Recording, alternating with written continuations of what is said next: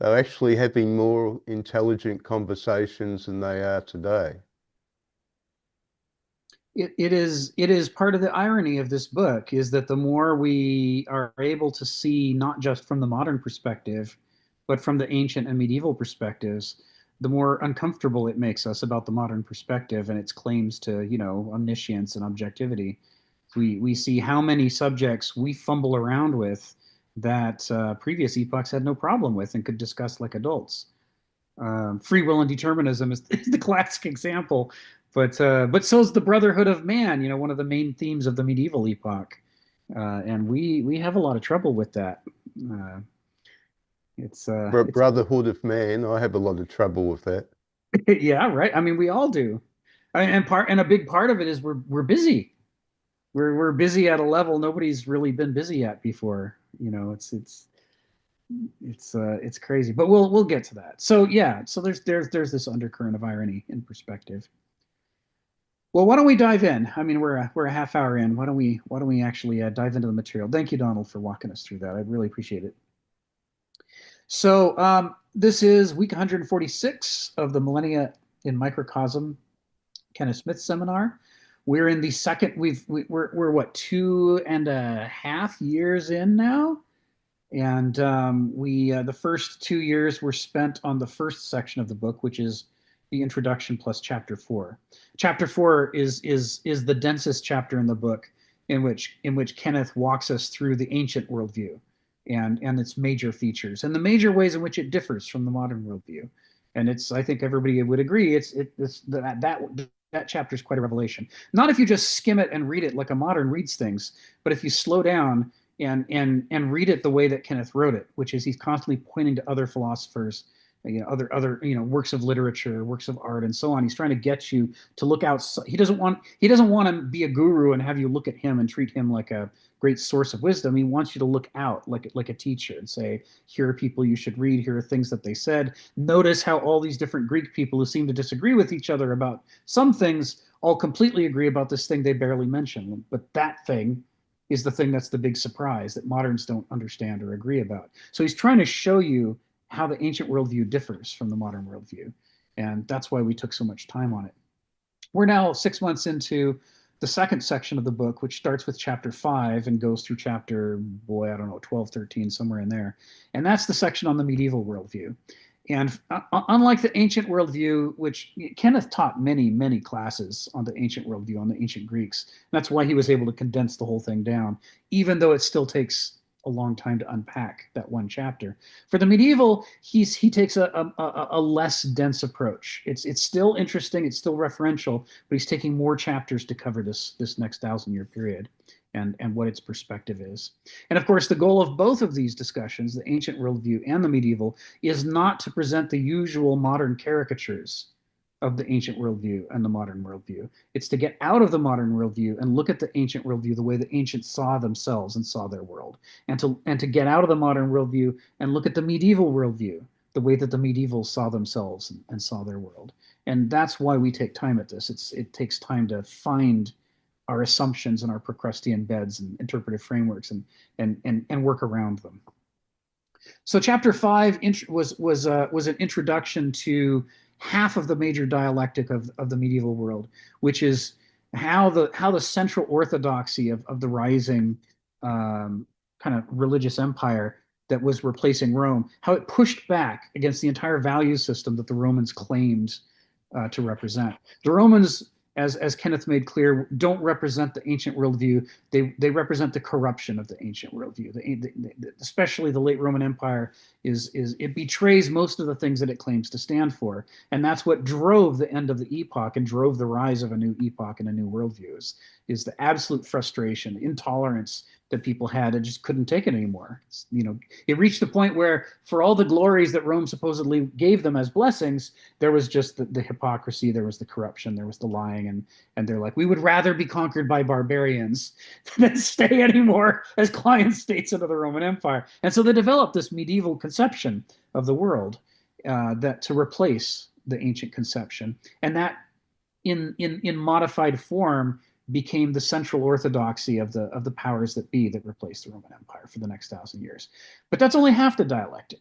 contrary to what the orthodoxy wanted everyone to believe, that's only half the medieval dialectic. Chapter 6, we're doing the other half of the medieval dialectic, and that is all the people who were less interested in the orthodox Christian perspective and more interested in the teachings of Jesus, or more interested in interfaith discussions with Islam or Judaism or any other kind of medieval worldview that was going on at the time. And it led to, instead of a centralized totalitarian everybody must think the same thing approach, which we saw in chapter 5, it led to a flowering of diverse spiritual perspectives. You had nuns, you had monks, you had mystics, you had crazy people sitting on pillars or living in caves in the desert. You had this explosion of diversity of people trying to explore the meaning of the sacred and what it would mean if we were to create a brotherhood of man. How would that work? What are the implications spiritually, ethically, politically, and so on? And all this stuff is happening with, at most, the reluctant tolerance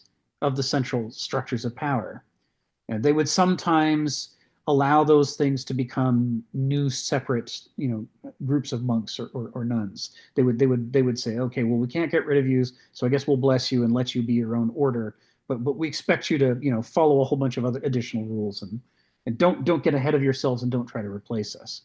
But when they weren't doing that, they were out, killing and murdering and burning heretics and saying, you've gone too far, you either repent or we're going to do you in. So there's this tug of war that's going on between, are we going to hew to a central line about the nature of God and man and nature itself, or are we going to be exploring the possibilities of the sacred?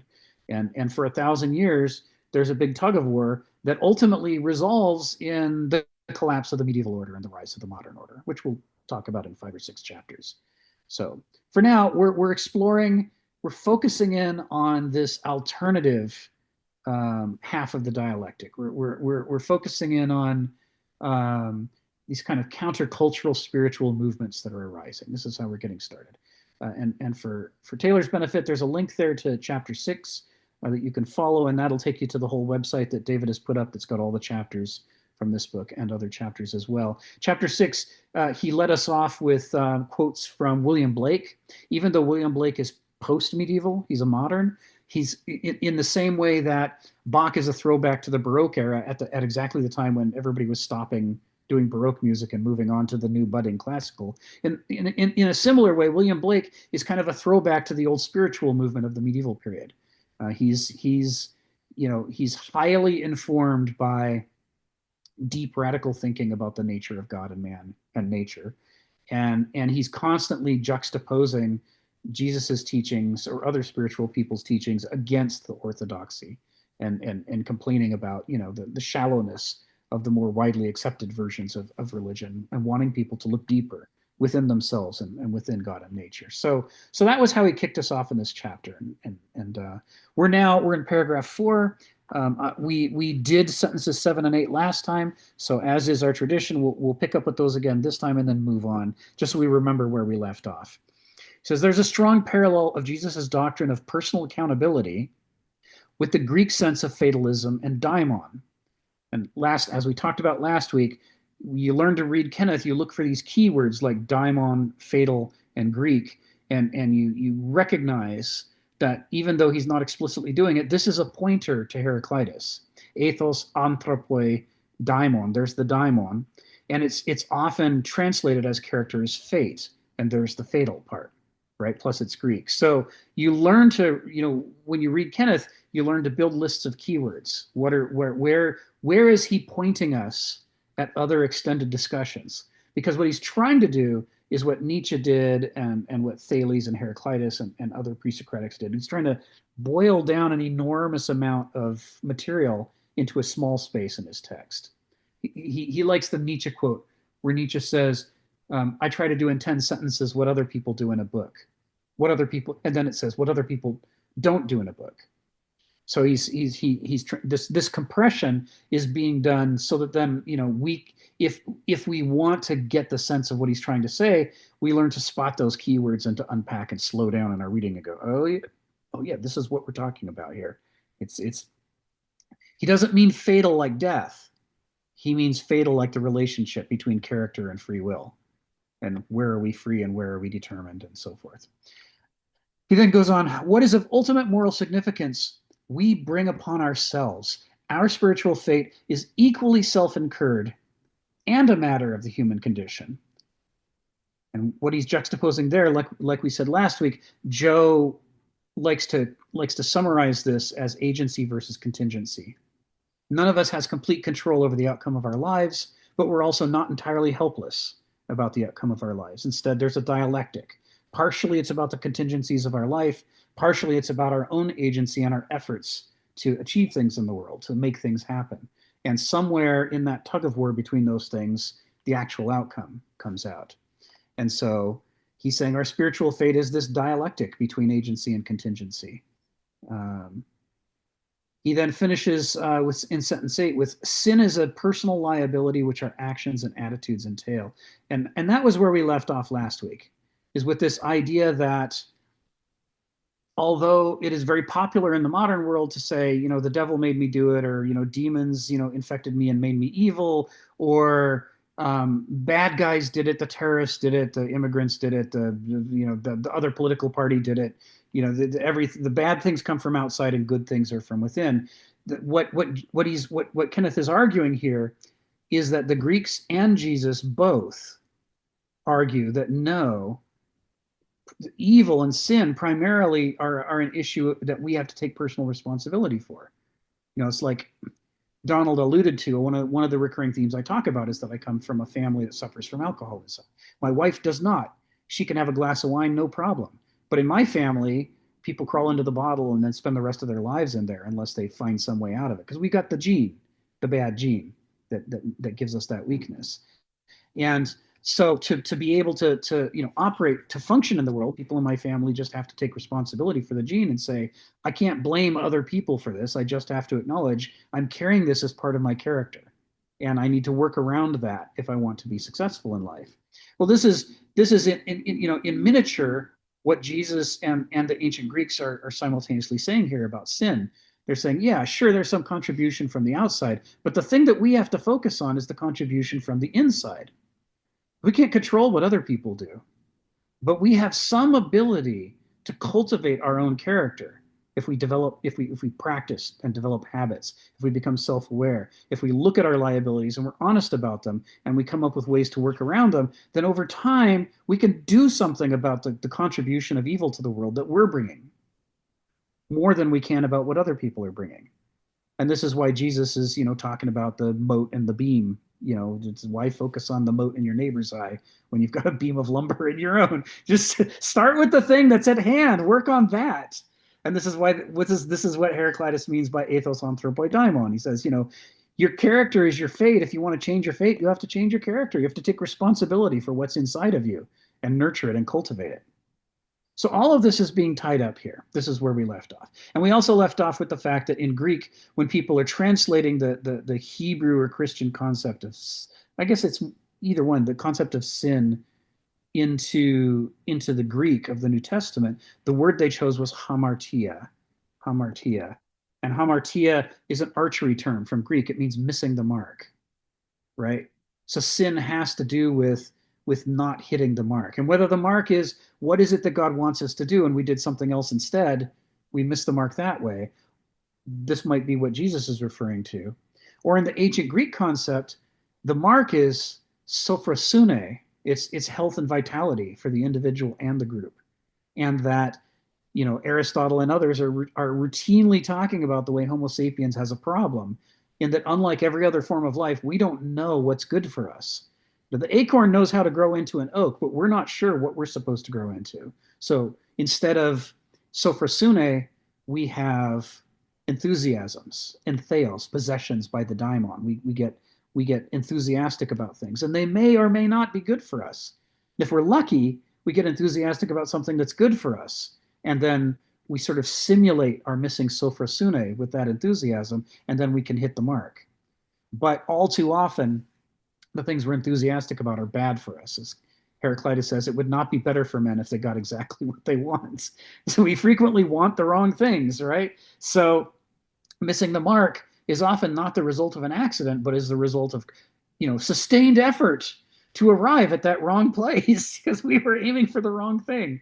So all of this is bound up in the notion of sin. So I just did that little download just to catch us up with where we left off last time. And we'll, in a moment, we'll start into sentence 9, and this will wrap up paragraph 4, and we'll get into paragraph 5 today. Ari, come off mute and tell us what's on your mind.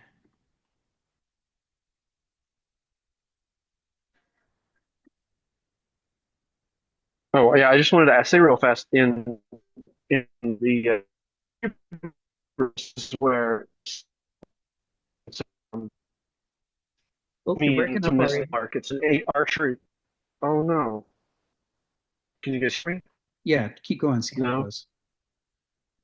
I was just trying to say real fast. The in the Hebrew, the word for one of the types of sin is it's called a chait, and that's to miss the mark in archery. It's the exact same. It's an archery term, but in the Hebrew there's three other terms for types of sin as well. And so you could see that essentially it's different types of misconceptualization. One is purposeful, one is accidental, and and it's essentially the word to miss the mark is actually to have looking at the wrong bullseye. It's not like you're at the right bullseye and you're just missing the mark. It's actually you are having like an optical illusion. You think the bullseye is over there and you're aiming for that one.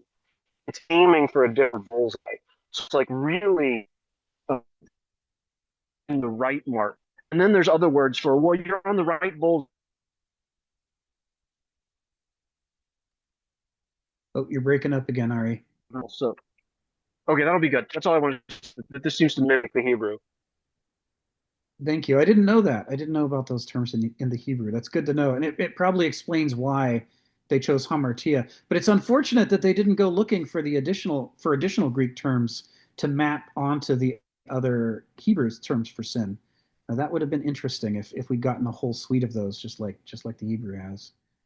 Uh, so thank you. I'll think about that. That's food for thought.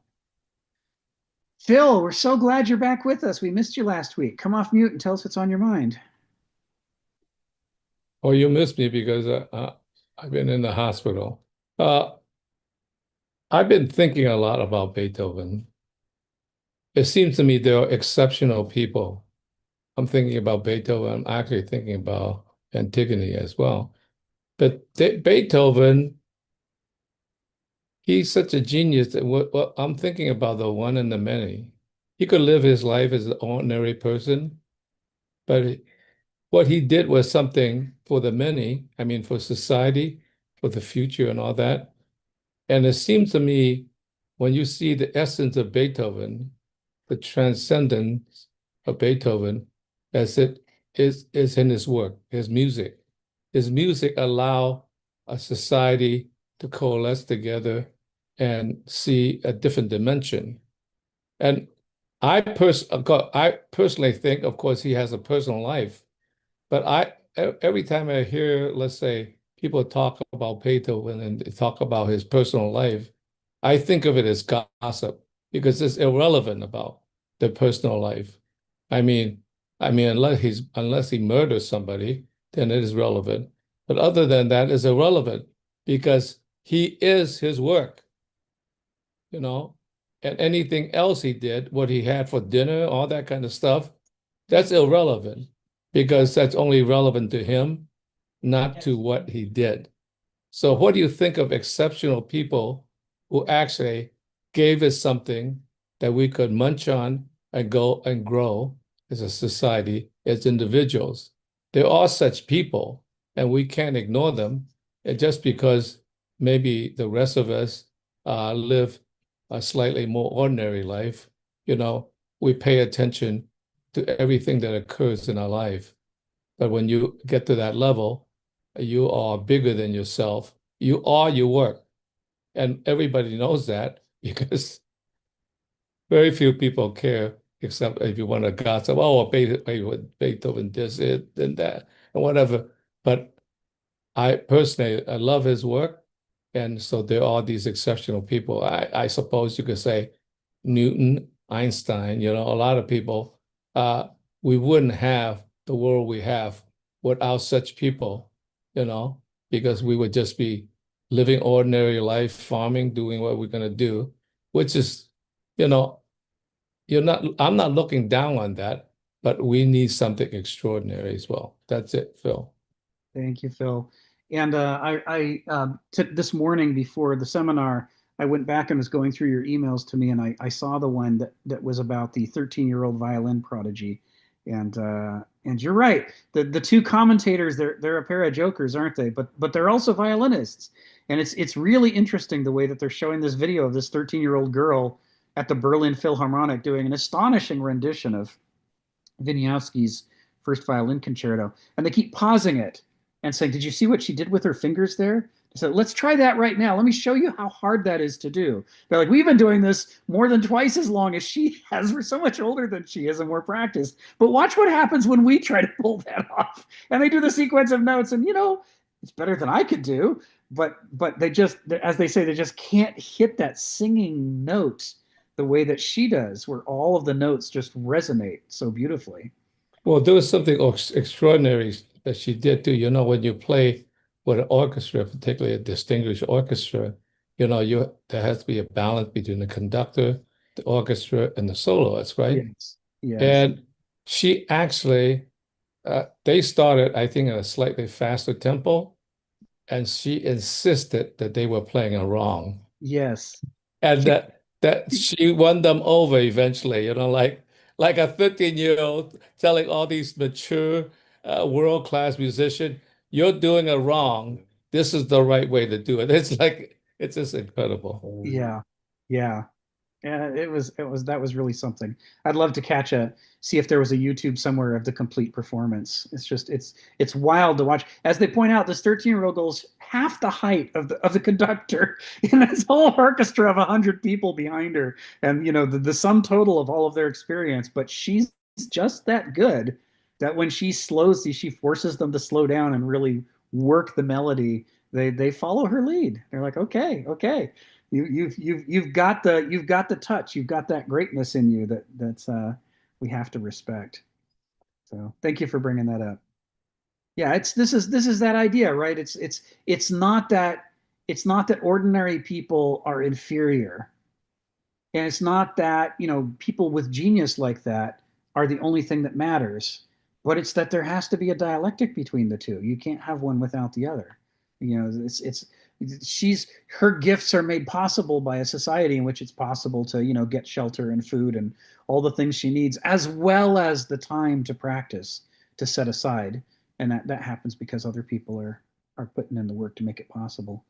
So, and then as Kenneth Smith says in his version of the grasshopper and the ants, which I think Donald has mentioned before, that there is unlike the Aesop's version of the fable, which says, haha, the grasshopper's lazy and the ants work hard, so he suffers. It's like, yeah, but maybe the grasshopper is inspiring their lives, and maybe that's what they sing to themselves in their head while they work that makes it possible to do the work, is these moments of beauty and genius that make their life feel more worthwhile and meaningful. It's a dialectic between the two. Anyway, thanks for bringing that up. Well, why don't we dive into the new material then for this week? So, sentence 9, we cannot disown our intimate accountability for the wrongs we have willed. And boy, isn't that a counter-modern idea. Moderns are constantly trying to look away from the things that we've done that are bad. As I note, having grown up in a dysfunctional family, the basic strategy for modern civilization is the strategy of a dysfunctional family. Yes, I know daddy is molesting, his daughter, but if we just don't talk about it and pretend everything's normal, then we'll hold the family together and we'll call that a success. Or if we don't talk about the way, dad keeps losing his job because he keeps crawling into the bottle, and even his coworkers finally can't cover for him anymore, but we're still going to pretend that nothing's wrong and try not to mention it. This is you see this in the horror movie Poltergeist. Produced by Steven Spielberg, directed by Tobe Hooper, who did Texas Chainsaw Massacre, but you'd never know from looking at it. It looks like a Spielberg film. And the recurring theme is, why are they haunted by poltergeists? because the beautiful new housing development has been built on an Indian graveyard. It's like there is genocide underneath our house. The horrible history that we buried and pretended wasn't here keeps popping up when we try to excavate a swimming pool, and the spirits rise up into the house and contaminate everything we're doing. The past didn't go anywhere, says Utah Phillips. It's still acting on us. We want to pretend that we can just look away and make it go away, but we cannot disown our intimate accountability for the wrongs we have willed, either as a civilization or as individuals. And this is, all of this is going back to the quote from last week. That's Mark's got Jesus talking about, it's the thing that comes out of you that pollutes you, not the thing that goes into you. It's your own bad speech, your bad behavior, and so on. And ultimately, it's your responsibility. Being an adult means that when you make mistakes, you don't try to scapegoat somebody else. You don't try to change the subject. You say, okay, I'm going to be responsible for the unintended consequences of my actions. And if it takes a while, then it takes a while. But this is what it means to will in the world. We get the consequences we desired, but we're also going to get the unintended consequences. And we can't try to pretend that those are chalked up to somebody else. That was our action. It was our decision. We have to clean up after ourselves. Or as we typically say these days, we have to own our own bullshit. We can't try to make other people own it. He goes on, we do not contract sinfulness like a mindless contagion. Gods and demons from without do not afflict us with it gratuitously. And this flies in the face of The Exorcist, countless horror films, countless threads through subculture. Oh no, ghosts are harassing me. Oh no, demons. She was possessed by a demon. That's why she did what she did. It's like, no. That's not the core of this. The core of this is to stop blaming others. The devil didn't make me do it. I did it. Maybe I had a monkey on my back, but I'm still the actor. I don't get to pretend that my character is something separate from me. I have to treat it as intimately my own as anything is, and therefore, if I'm responsible for anything, and to be an adult I have to be, then I have to be responsible for my character and the consequences of my choices.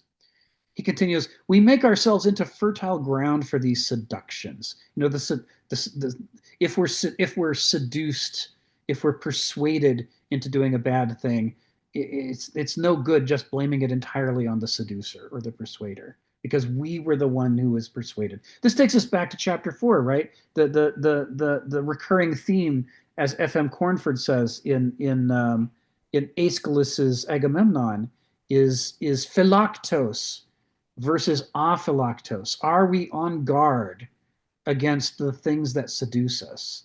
Or are we blithely wandering around as though we're immune to everything and don't have to be cautious?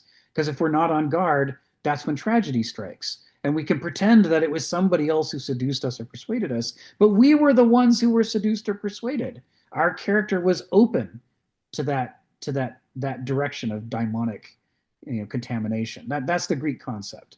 And the way that Jesus talks in Mark focuses on this issue of personal accountability, even for issues of seduction, persuasion, possession, and so forth. Willing is thus of the essence of how we invoke moral accountability. That we have willed draws us into all of these webs of consequences, and to pretend that it doesn't. To say I don't want to have anything determined. I don't want to suffer anything. I don't want any pathos in my life. I want to be a pure actor. I want everything to be the result of my choice. All of that is a pretense, because it pretends that there isn't a massive burden of contingency and pathos that we draw ourselves into every time we will. That is, agency invokes contingency. To act is to chain ourselves to a long sequence of consequences. There's a somewhat cryptic Heraclitus quote that talks about this, about men and their characters dooming them, to their fates, but saying that men in their turn create children who become little dooms in their turn. And the implication seems to be that he's talking about the consequences of our actions. Every time if we have a child, in some sense, it's not our fault what they do, but in some sense, of course, it's our fault. We were the ones that had the child. Everything that they do, in some sense, is a consequence of the actions that we set in motion. And so again, we end up with this. I'm gonna use a filter. These equivocation between are we in the hot seat or are we not in the hot seat? Well, the answer is both. This is another paradoxical situation. Phil, come off mute and tell us what's on your mind. And Donna, welcome to the call. I was thinking that, we now understand ecology and ecological cycles, right? In other words, it was there all along, but we now understand it. And I wonder whether, in a sense, our understanding of society and how it constrains and forms us, in some sense, is the second ecology, for instance, like Hegel, and that in some sense, is that finally we have matured enough to understand the ecological cycle of society, that we actually begin to understand the ecology in nature. So in some sense, it's almost as if, although the ecology was always there, we didn't realize it until we understand it in human beings, how society, in a sense, has a certain constraint and control over us, as well as our own behavior. But if you look at it that way, then it certainly began in the Neolithic era, and perhaps might extend back to late Paleolithic people, Angola, Tapi, where people come together and create a community. And so in some sense, like, it's a funny thing. It's almost as if I was thinking of that in relationship to Copernicus' turn. In other words, in some sense, we understand the world, the behavior of the cosmos, because suddenly we invented a way to diagram it in some way. And in some sense, the turn is that, man is the measure of all things. It's man in some ways, I wouldn't say a measure, but the consciousness is the measure of all things. And now we can measure ecology because we have experienced ecology by understanding Hegel and how we gather society in a funny way. So that's an interesting thing, that even nature, in some sense, is a measure of human measures in relationship to our psychology. So in some sense, like I said, it's a Copernican turn all over again from the beginning. We are the measure of all things, like that. What is that picture by, God damn it, I keep forgetting people's name. That's it. Thank you, Phil. Yeah, that's I can't remember the name, the classic sophist who said that. And Protagoras, thank you, Donald. So, this is one of those themes, right? That we've been sort of coming up with lately, is this idea that for every biological species, which modern science is interested in, there is also a cultural species, which modern science doesn't have any terminology for. There's the oak, the Oregon white oak, has behavior that it engages in, the way that it grows, the way that it focuses, the things that it needs, and that behavior is the interaction of the oak slash sapling slash acorn acorn with its larger habitat, the relationship, the interactions, all of that. There's this dynamic element, and that dynamic element is very oaky. It's very oaky. You wouldn't mistake its behavior for the behavior of a maple. The big leaf maple in the Pacific Northwest grows 3 times as fast as the oak, and it doesn't put up one big strong trunk. It just, like a giant shrub, it sort of ramifies in multiple directions, reaching wherever it can. It's the difference between a tree that puts in an enormous investment in getting it one thing right and growing up around that one thing versus opportunistic trees that are in a hurry that are like, yeah, someday I'll be replaced by oaks, but for 100 years or so, I'm going to squeeze in here and have my chance to be all shrubby and take up some of the sunlight and nutrients from the soil. It's very different behavior. It's a culture. Then each of these plants has a culture, and the thing that characterizes most species is that the biological species corresponds to exactly one cultural species. It's got a certain amount of variation within it, but it's pretty definable. And the stupid pet trick of Homo sapiens that is the compensation for and also the reason for why we lack Sophrosune is that our biological species is not locked into a single cultural species. So there can be multiple cultures, and there are multiple cultures, human cultures. Not an infinite number. We don't know how many, but a large number, and a number that we've never counted so far. And that each of these cultures may or may not be a viable way for our species to plug itself into the larger world. The cheetah, its culture is the result of millions of years of evolution. And so both as a praxis, as a willful actor in its ecosystem, and as a pathos, as suffering the ecosystem and its behaviors back upon the cheetah, both directions of that interaction, they more or less work. They more or less have Sophrosune and viability and health through the process of elimination of long-term evolution. But these human cultures, we create them much faster than that. And they're frequently untested. Or in some cases, they're tested and found wanting, and we just force them anyway using power. We overpower our neighbors and force them to do things in a non-sustainable way. And that's possible for us because we don't have that hard linkage between our cultural species, of which there are many, and our biological species, of which there's just the one, Homo sapiens. And so what that does in terms of responsibility is create an interesting situation that other animals don't have. For one thing, you can't blame a cheetah for what it does. It evolved that way. It has no choice. It has to do what it does. But a human being can and must take responsibility because our character could be different than the way it is. In fact, we could cultivate our character into something different and behave differently if we bothered to do that. So on the one hand, there is a level of responsibility that we have to take of our own character that most animals and plants don't have to do and don't have a responsibility to do. But the additional element, which I found myself thinking about while Phil was talking, is that, and this is, first of all, lots of people don't like that. They don't want to take responsibility for what's in their character, right? That's the last thing in the world they want. They're terrified of responsibility. But it's obligate upon us, according to Jesus, according to the ancient Greek worldview, and so on.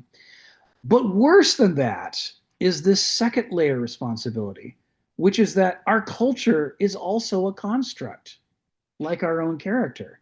We don't have the option that an oak or a cheetah has of saying, look, my culture's that's not part of my willfulness. It's not part of my choice or decision. I inherited that. And I don't have, I have to have that behavior.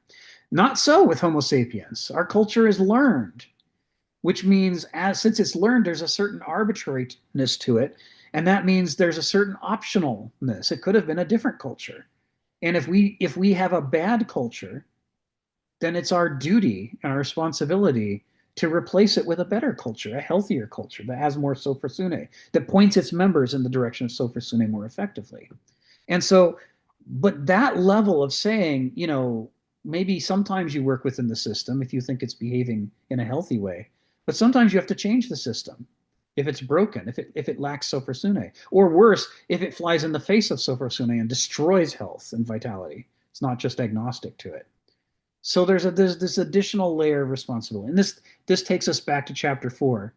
You might remember when Kenneth Smith was saying, from the ancient Greek perspective, the purpose of an aristos is to develop the mature adult form of the mind of Homo sapiens that makes them able and willing to engage in the cultivation of the culture itself.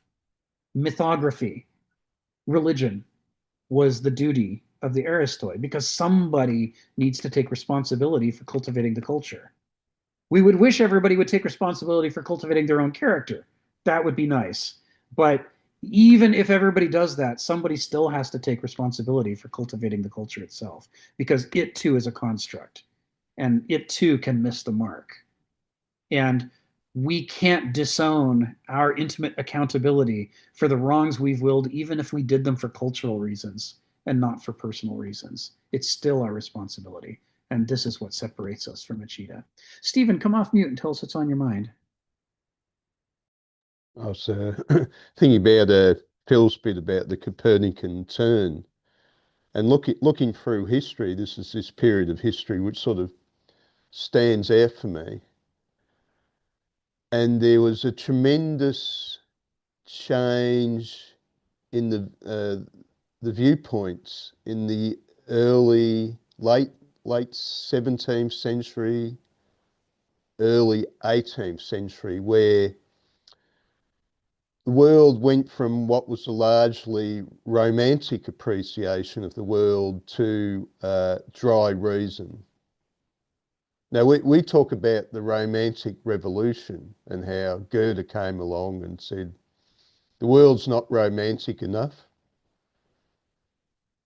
But they miss that if you go back to the 16th century, for example, they were full of romanticism. Shakespeare, romanticism was just coming out of his ears.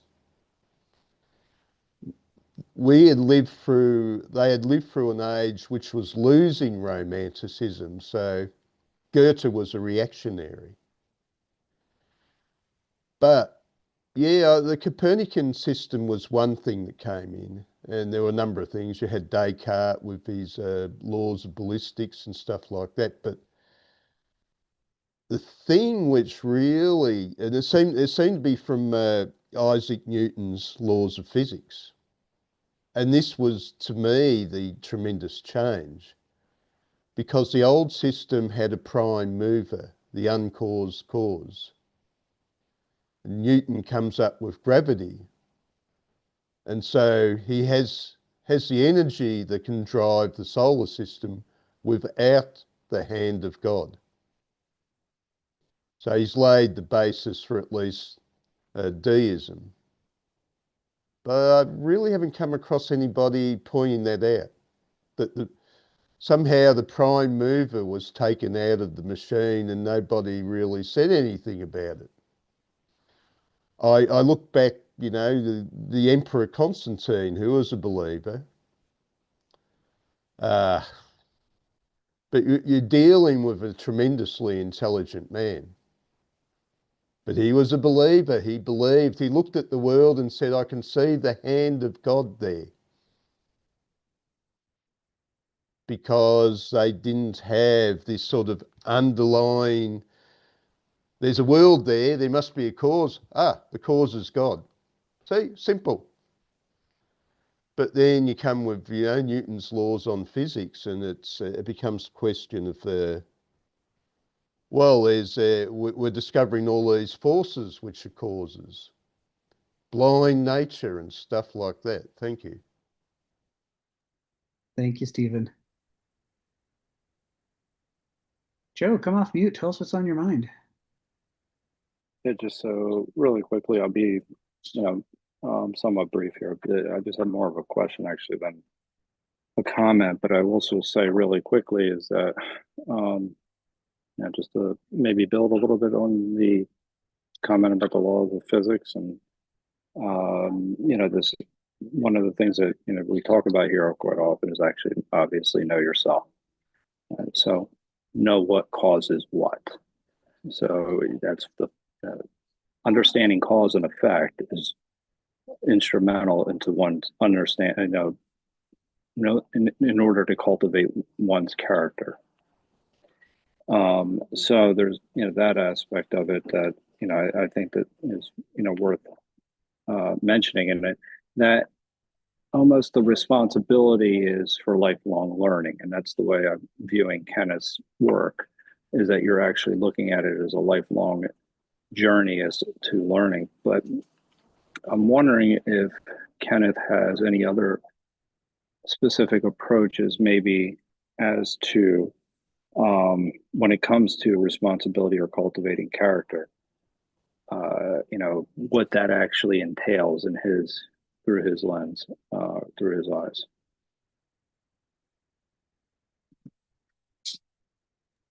Ah, you want us to field that, do you? Yeah, I mean, I guess the conversation earlier, Donald just had seen, and that maybe sparked that question a little bit. Yeah. Yeah, it's Kenneth does this interesting thing where he points at the problem, and he points at the history of people who have maybe done better at this problem than we have. And he points at people who have investigated the problem before us and provided insights. But what he doesn't do is prescribe what we're supposed to do next. He sort of studiously avoids that, other than learn lifelong, like you say. And part of the reason he does that is he says, who's he? He's no full-blooded, healthy Aristos, because we live in a culture that doesn't have Aristoi or permit Aristoi. No one's able to. That role is squashed out of the flatlands of modernity, and you can't be an armchair Aristos. To be an Aristos, you have to be cultivating the culture, and that means you have to be doing it. You can't just be writing papers about it or lecturing about it. And he sees that as fundamental to the problem that we're in, is that what we had, the closest thing to eristic behavior that we have is like the difference between actually conducting science versus reading what other people used to say about science a long time ago. It's like it lacks the feedback loop, the semathecy that would knock the bullshit out of our heads. As long as we stay in the armchair, we're never going to be a great football player. We got to get up and actually play the games to make the mistakes and find out how many of the things that we thought made sense were bullshit. Without the praxis, our concepts are contaminated with just massive amounts of. They have that abstraction that Hegel warns us about when he says to abstract is to be an error, and so, one of the things that's possible, in the way that Kenneth talks about things, is to look for parts of your life in which you can practice excellence, to at least get our toes into the water, to have some part of our life where we've got a feedback loop where nature has an opportunity to teach us where we're wrong. And part of it is the as you say, the lifelong learning, the orientation towards the idea that that our understanding of ourselves in the world is limited, and that we should always be trying to dilate beyond where we're at now. But beyond that, I think Kenneth argues that neither he nor anybody else knows where this will lead us. It will lead us somewhere in more in the direction of health than what we've been doing. But what that would look like is difficult for us to conceive because we're stuck in modernity. Yeah, I mean, I think that, and even and this is where I find it, kind of an issue with the comment about Constantine in particular, is because in order to remain open and not be a lifelong learner, you can't necessarily just default to an answer and have it be certain about it. You can't. That's where essentially dogma starts to form, and then you have to look at the motives of the individuals that would actually do that, which is sometimes creating a hierarchy. And so there's that one aspect of it. And really quickly, I would just say that part of wisdom is understanding what is a cultural construct and understanding what is a nature. So, like your society, you can say a nation is a cultural construct. It's not. It's something in our minds, and that distinction, and you can keep going, from there. But being able to make that distinction is important if you're talking about making meaningful changes, because then you're working with nature as opposed to imposing on it. So you're kind of like you're tweaking what's in place, and so and it's kind of that's where the feedback loop is important, right? And that putting it into practice, just as you mentioned. So, Right. I mean, that's pretty much only my only comments. I mean, I can go into the whole idea about how this relates to assent or judgments and all that, but I think, you know, because obviously what we assent to and what we call good and bad, and coming back to what you were talking about as a culture wanting what is good and the importance of that. I mean, there's a, you know, you can go on about, maybe I'll make a comment about that later, but that's, you know, that's also in line with this. Yeah. Yeah. I mean, you know, part of what's there's a paradox at the core of this, which is that if we are to struggle in the direction of sophrosune and try to do better than we were taught to do when we were kids, what's going to happen is it's going to put us right into that situation that Rabindranath Tagore and others, I mean, for thousands of years, people have had this saying that we'll be planting trees that we'll never sit in the shade of. And we're trying to set things in motion. They're going to take a long, long time to develop, not only themselves, but the people competent to develop it are among the things that we're trying to produce. And they by definition, they will be different than we are. We don't fully appreciate what those differences will be, or else we would be those people already, perhaps. So there is this sense of trying to, get the snowball rolling, and but the outcome isn't going to be something that we get to know in the level of detail that we would like. I mean, especially in modernity, where everything's supposed to be a plan or a system, we're supposed to design the outcome at the beginning and then work back a plausible plan for how to get there. But all these organic systems, none of them are made that way. They're all made from, as architect Christopher Alexander puts it, you look around at what you have and you say which parts of this are the most alive and which parts of this are the most sick. And my focus is on fixing the sickest parts and reinforcing the liveliest, healthiest parts. And what happens next, I have to wait until the consequences accrue from those actions. And then we have to re-diagnose and look around again and say, now that's changed things, right? Maybe what was the sickest is still the sickest, but maybe that gets fixed and I need to turn my attention somewhere else. And what I do next has to be informed by the outcome of those actions. So there is a incremental iterative quality to the improvements. That means that rather than grand designs and grand plans, we're focusing on semathesy, on being as alive as possible to what's actually around us, what's happening right now, and so that we can figure out what the next one thing is to do. It's a Modernity calls this approach irresponsible and reckless and childish and unprofessional. They say the professional thing is to make the plan. Make the plan, drop the budget, drop the schedule, and then carry it out exactly the way you planned it. And that's what grown-ups do. And anybody who doesn't do that is you can't trust them. But our history teaches us it's exactly backwards.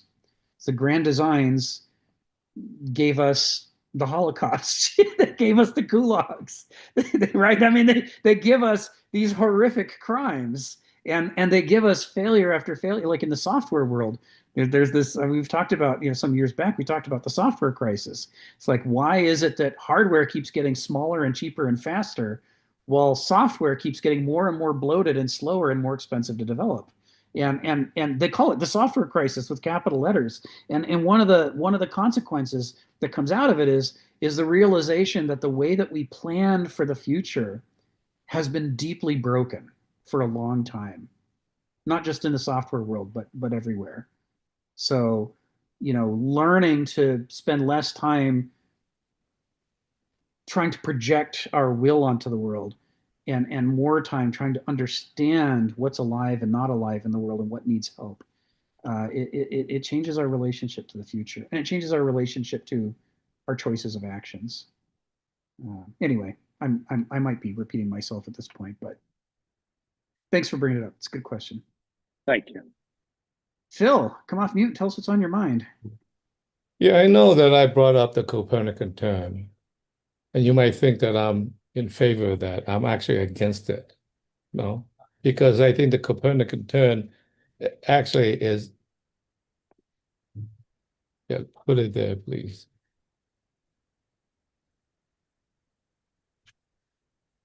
The Copernican turn. It's actually a situation in which, well, right now, being interfered with by the happenings at this house. So Copernican turn actually give you in essence the metaphysics, and rather than being. So really, to me, it really goes all the way back to Parmenides. Parmenides says being is, in other words, is frozen, but Right. being and is are both gerunds. They are dynamic processes that are Yes. changing itself. So the gift being as a form is incomplete because in some sense, isness is always emerging out of something other than something that's stable. It's always dynamic in its way. Yeah. So therefore, what it comes down to is that in some sense, what being does is to create a mass construct that dominates the world. And I'm thinking right now of the globalization. Globalization has been so fantastic in a sense, starting with colonialism and so forth, to the point that in a sense we have one system, but what the world needs is diversity so that it is somewhat regional, and we have suppressed all the diversity. Imagine the American Indians. They don't count, but they do count. They are a regional thing in history that it should have been allowed to persist in its own way. And this globalization, particularly in economics, has become so dominant that we have a one world system, which means that you have to deal with the globalization, whether you like it or not, or you're just not going to exist in the world. And so we have suppressed all these regional things that, in a sense, allow to grow in its own way. And so we should have, it doesn't mean that we shouldn't behave in a certain way, but we should certainly have respect for these other regional powers in a temporal way so they're allowed to exist and blossom or die in their own way. So I think what we have is finally something that's supposed to be good because it creates so much efficiency. It's actually an oppression. And that's the problem we have because we do not understand the dynamics of it. We want it this way, and that'll be it. If you don't, you're going to suffer. So that's my position. We have to understand that the world is not static, it's dynamic. We need that dynamism for Yeah. That's it, Phil. Thank you, Phil. Donna, again, welcome to the call. It's great to see you again. Come off mute and tell us what's on your mind. Thank you. First, I want to say I totally agree with Phil. I want to tell you an actual example right now, Phil. I'm living on the western slope in Colorado, southern Colorado. The area where the Ute Indians in particular used to travel.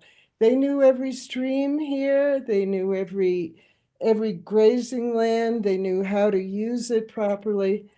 And now we folk here who have the water rights are falling over each other, trying to get water on our acreage in a manner, to watch this and then hear about, I just went to a meeting of Ute Indians talking about the history again, and they knew this land so properly in the right way.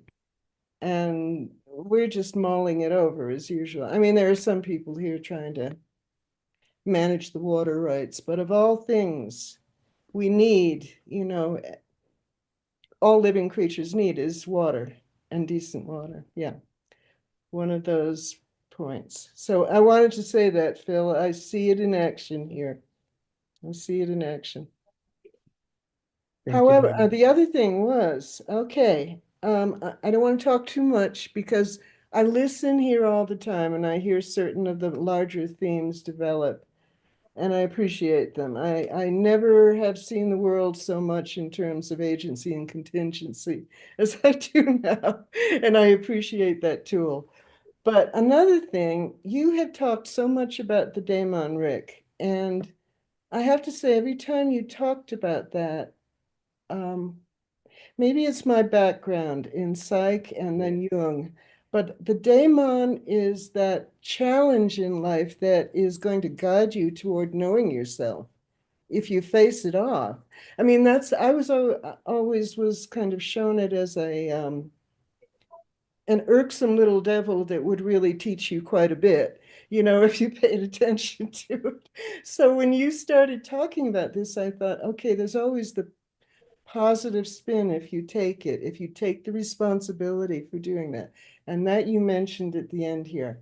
So I appreciate that you put a positive spin on it, because I think I've always seen that, even though I didn't want to face my little daemons, somehow, it's going to be better if you do. So anyway, I think that's all I really have to say right now. Thanking Phil and seeing his concerns in action and talking about the daemon, okay? And I do appreciate listening to you. I listen all the time, and occasionally I show up. Thank you, Donna. Okay. Great to have you on the call. Well, then let's dive back into the text. The next thing I'm going to post is between sentences 11 and 12. Or rather the start of paragraph 5. So this is a little bit of Heraclitus, and this is a commentary on we've gone through sentences 7 through 11 so far today in paragraph 4. So this is dealing with this issue of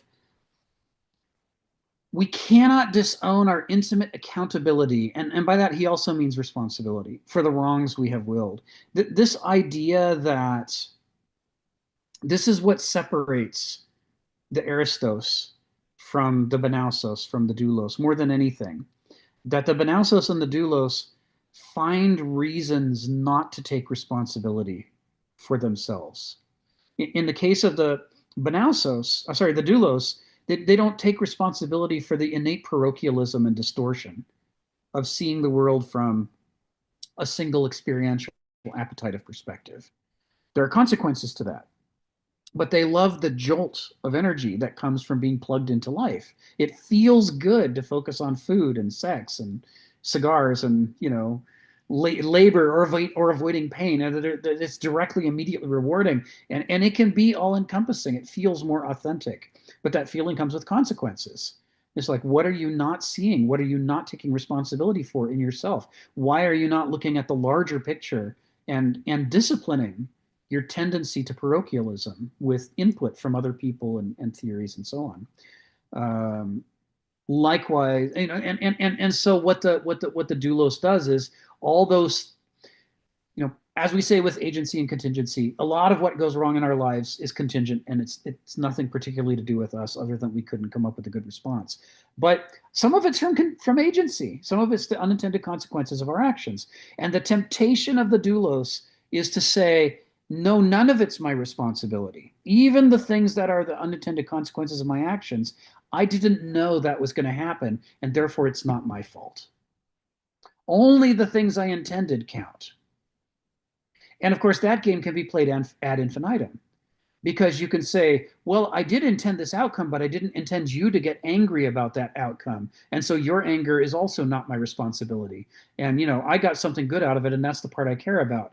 And the fact that now we have strife within the community that I generated by making things worse for you, that I don't want to take responsibility for that, because it's having to think too big outside of my own perspective and feelings and so forth. So there is this way in which there is a certain amount of, we've talked before about the superpower of the unconscious in human beings is to make almost everything disappear into the background, except for the handful of things that the unconscious decides is important enough for you to think about consciously. And so there is this way in which we look around a nigh infinite world of experiences, even when we're sitting in one place, and almost all of it is made to disappear through this superpower. It's just shoved backwards. nescience, right? That the power of nescience. And that leaves in the foreground a few things that we're going to think about.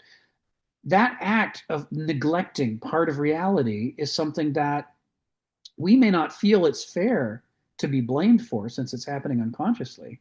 But this is where the difference between blame and responsibility comes into play. Just because we're not to blame doesn't mean we're not responsible. I mean, who the hell else is supposed to be responsible for the things that we don't see?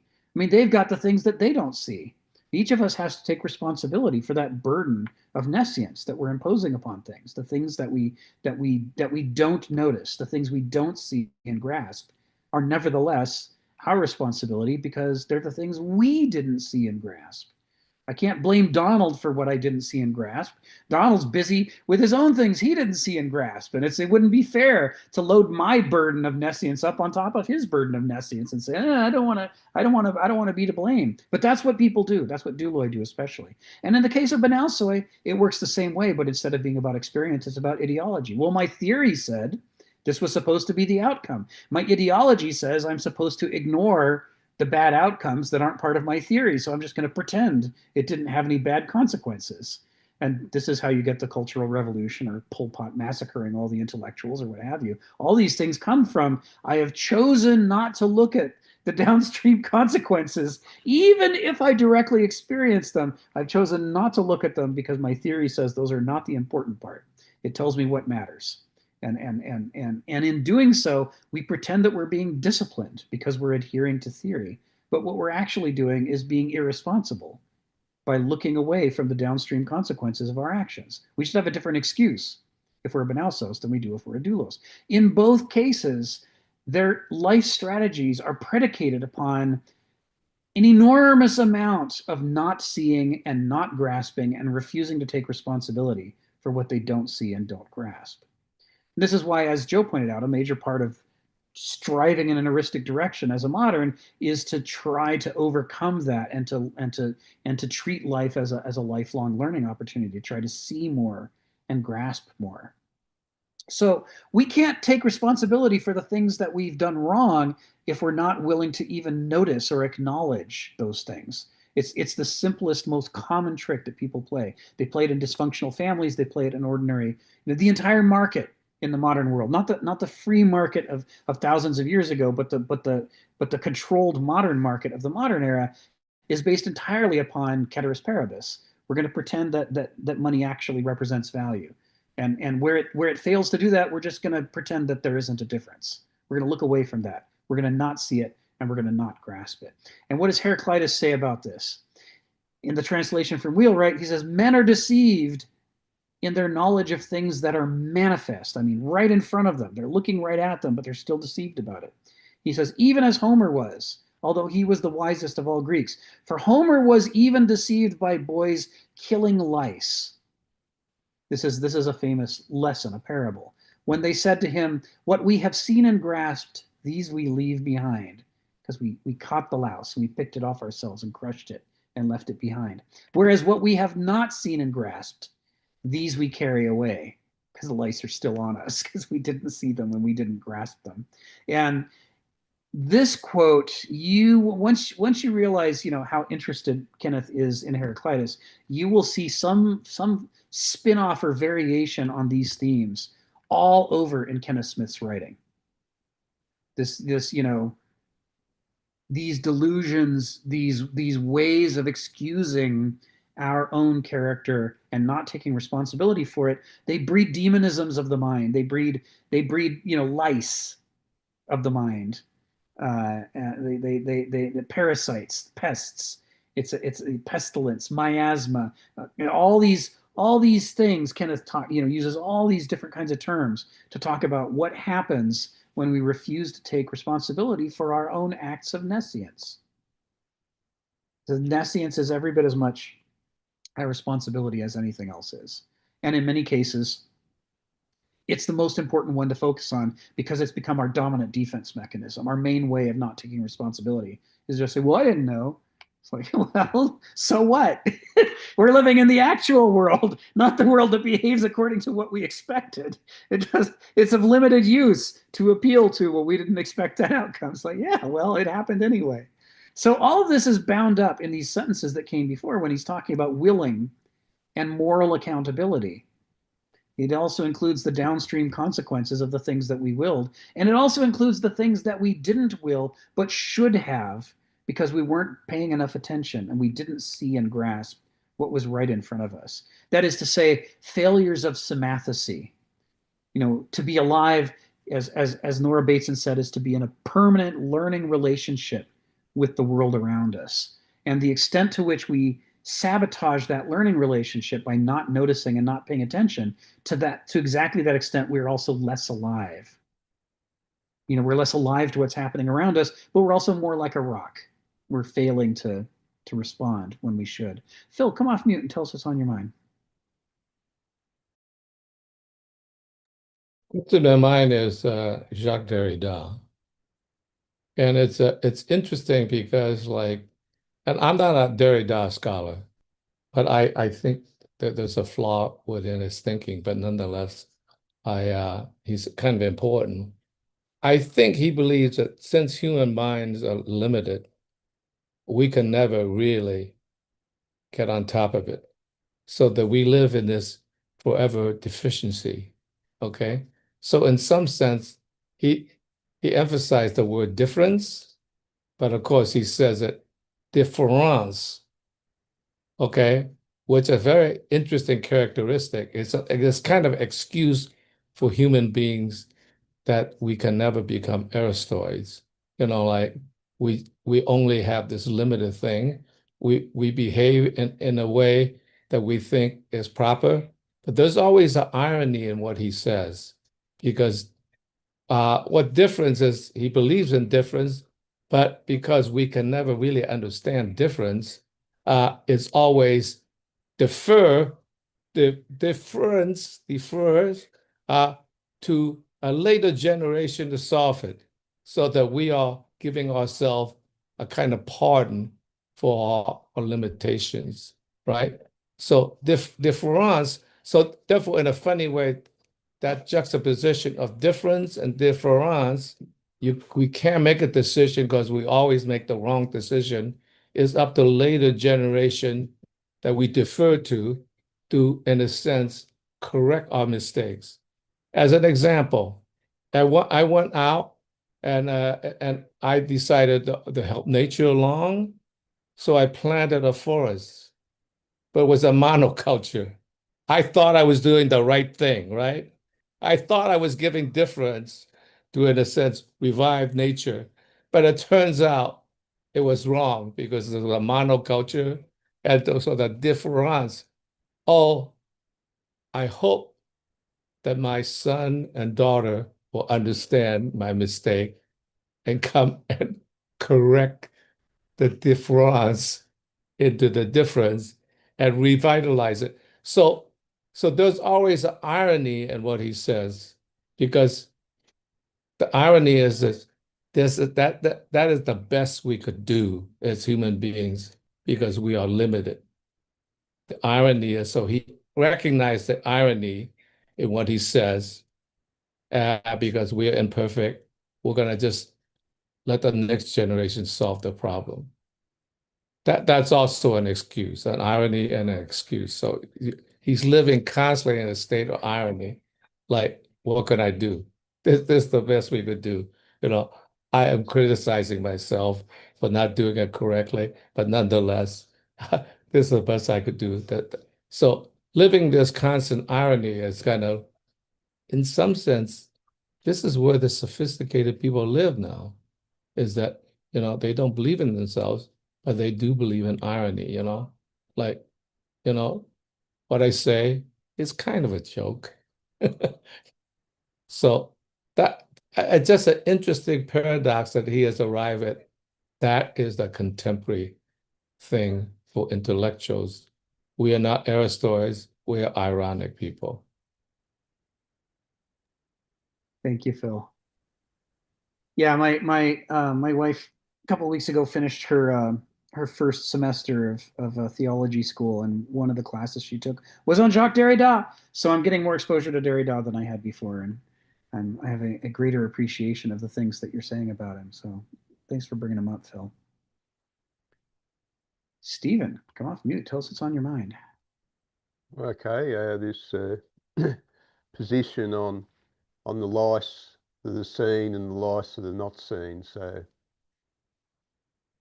we're talking about faults or sins here from your perspective. Now, I was talking with somebody, they're complaining about their mother, why she's always taking out a temper on other people, and I could give her several points that a lot of people will be submissive in the hierarchy outside their families, so they come home and kick the cat.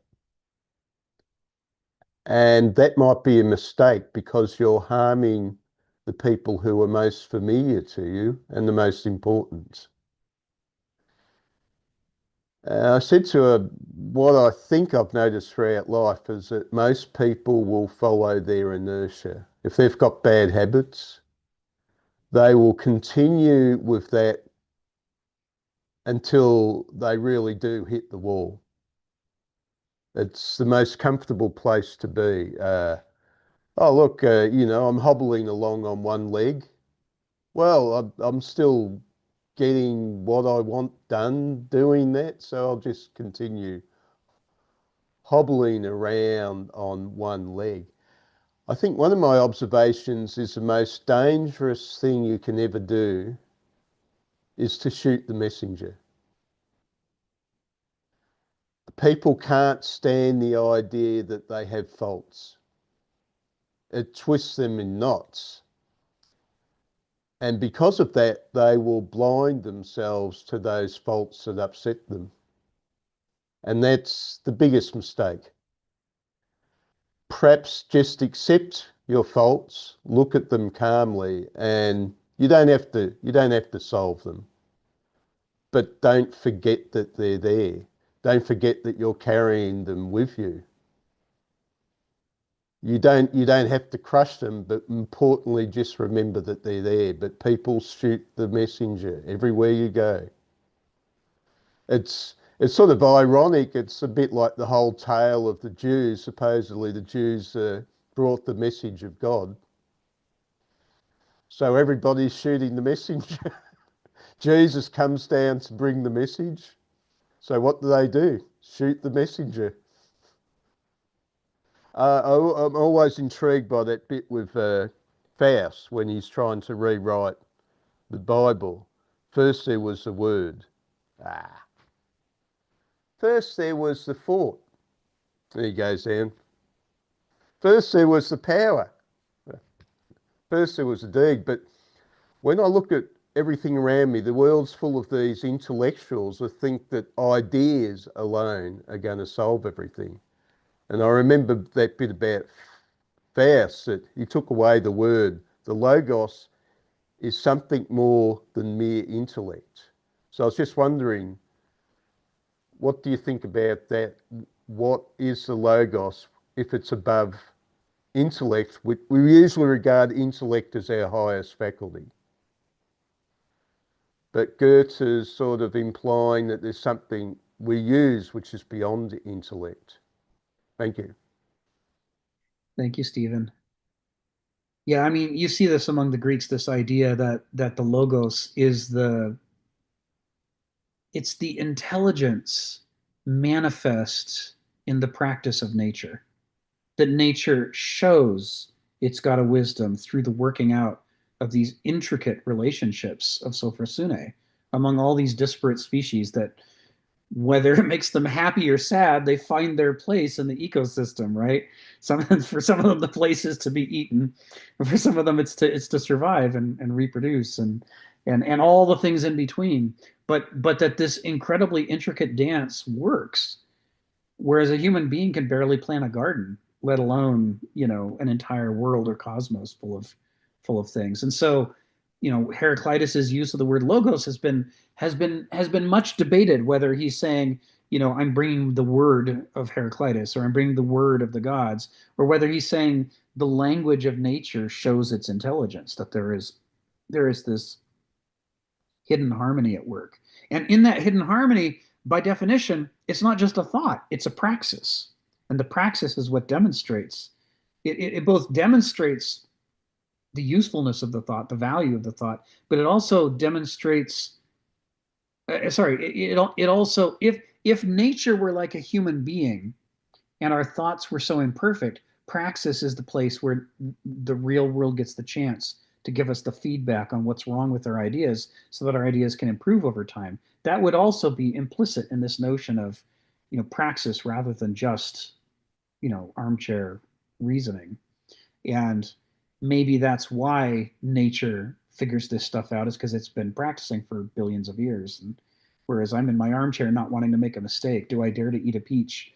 As the love song of J. Alfred Prufrock puts it, what if I make a mistake? What if I eat the wrong peach? Oh no! It's like there is this. Well, there's a little parable that Kenneth Smith gives about the academic who wants to learn how to swim before he gets into the water because he wouldn't want to do it wrong. It's like, well, I don't know how to tell you, buddy. You're never going to learn how to swim unless you get in the water first. You're going to have to make a lot of mistakes. That's how you learn. So I think that's implicit in this idea. Is are you seeing, the over intellectualized person is the person who retreats from praxis, and as a result, their ideas get more and more divorced from reality. There is an irreducible experiential requirements to getting past the emptiness of our ideas. And this is why Kenneth Smith so often doesn't talk about Vernunft or phronesis. He so often just talks about gnosis as equivalent to wisdom, because to put gnosis back into the equation would be an enormous improvement for moderns who spend all our time in noesis. It's like, we need some experience, we need some feedback, we need to make some mistakes, we need to get beyond the very things that you're criticizing, Stephen. That's exactly what we have to get past. Yeah, thank you. Ginny, come off mute. Tell us what's on your mind. Are you exposed to John Hubbard and his Red Jacket? Have you heard of it? Wisdom and Woe, Chad and Betty from Chicago had a meeting yesterday or a couple of days ago on him, and a quote that his quote, or a paragraph, I don't know if it absolutely is related to what you're discussing at the moment, but it really spoke to me. So would you mind letting me share this paragraph? Humor me? Okay, this is what he said. Red Jacket was a Native American diplomat and orator who became involved in the American Revolution as both sides were vying for the alliance of the powerful Iroquois Confederacy. For his services, the British awarded him a highly embroidered red coat, from which he derived his distinctive look and English moniker. After the war, he continued to play a prominent role in negotiations with the new U.S. government, for which George Washington awarded him a peace medal. As an orator, he spoke of pacifism and tolerance against the sale of Indian lands and the encroachment of European religion and culture, and in defense of Native American sovereignty. He refused to speak English, but his rousing words were translated and widely read in early 19th century America, providing aptness of his Seneca name. He keeps them awake. In one famous speech, he told a Christian missionary, "We do not wish to destroy your religion or take it from you. We only want to enjoy our own." Author Ronald Wright described his speech as one of the best ever given to Christianity's claims, asking, which mentality is the more primitive, that which believes itself to have a patent on truth, or that which pleads for cultural diversity, for tolerance, for mutual respect? I just love what he said. I just wish. I mean, this is being a Don Quixote, but if leaders of the world could think like that, wouldn't that be a world that we would like to live in, wouldn't we? Anyway. Yeah, thank you for sharing that. I mean, we're still trying to heal from the kind of infection of imagination of the medieval period, with its idea that genocide would lead to a utopia. If we would just exterminate all the alternatives, then we could finally have world peace. That's the premise of the core, the center of the medieval orthodoxy, where the power structures were aligned with the religion. And, we might have, as Nietzsche said, dethroned God, but we still have this idea, this monomania, there can be only one, whether it's only one global economy or whether it's only one form of politics or what have you. One correct ideology, which coincidentally happens to be mine, right? And it's the foolishness in it is so apparent if we can think for even a moment outside the ideology that tells us it's right. Because it only takes a moment to realize that we're flawed.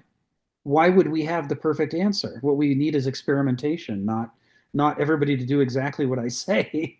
And yet we still act according to, I mean, even kindergartners can be wiser on this topic than most, political leaders. It's weird the extent to which when the ideology has you, that whole Highlander, there can be only one obsession, somehow seems to make sense and causes us to engage in this insane behavior. But the problem with little infants and toddlers is that they are influenced and nurtured, so to speak, negatively nurtured maybe, by adults. That's the problem. If they were allowed to grow up on their own, like what is that the children who are stranded on an island and Oh yeah, what was that? the novel, yeah. Yeah. Lord of the Flies. Lord of the Flies. A couple, a few of them became warriors and blah, blah, blah. But then there were a few there in that group who were wise and who were, right? In that story. Yeah. So the interesting thing about Lord of the Flies is, it argues that, we would all be terrible primitive savages if it weren't for civilization restraining us.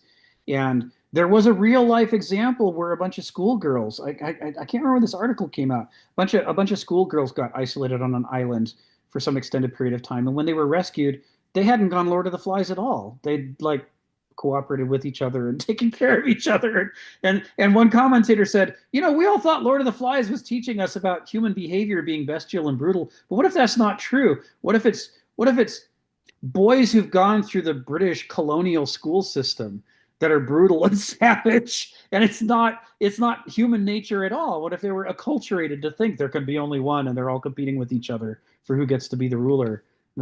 Or put another way, what if the possibilities of human nature are so much more widespread, neither good nor bad, but a huge range of possibilities?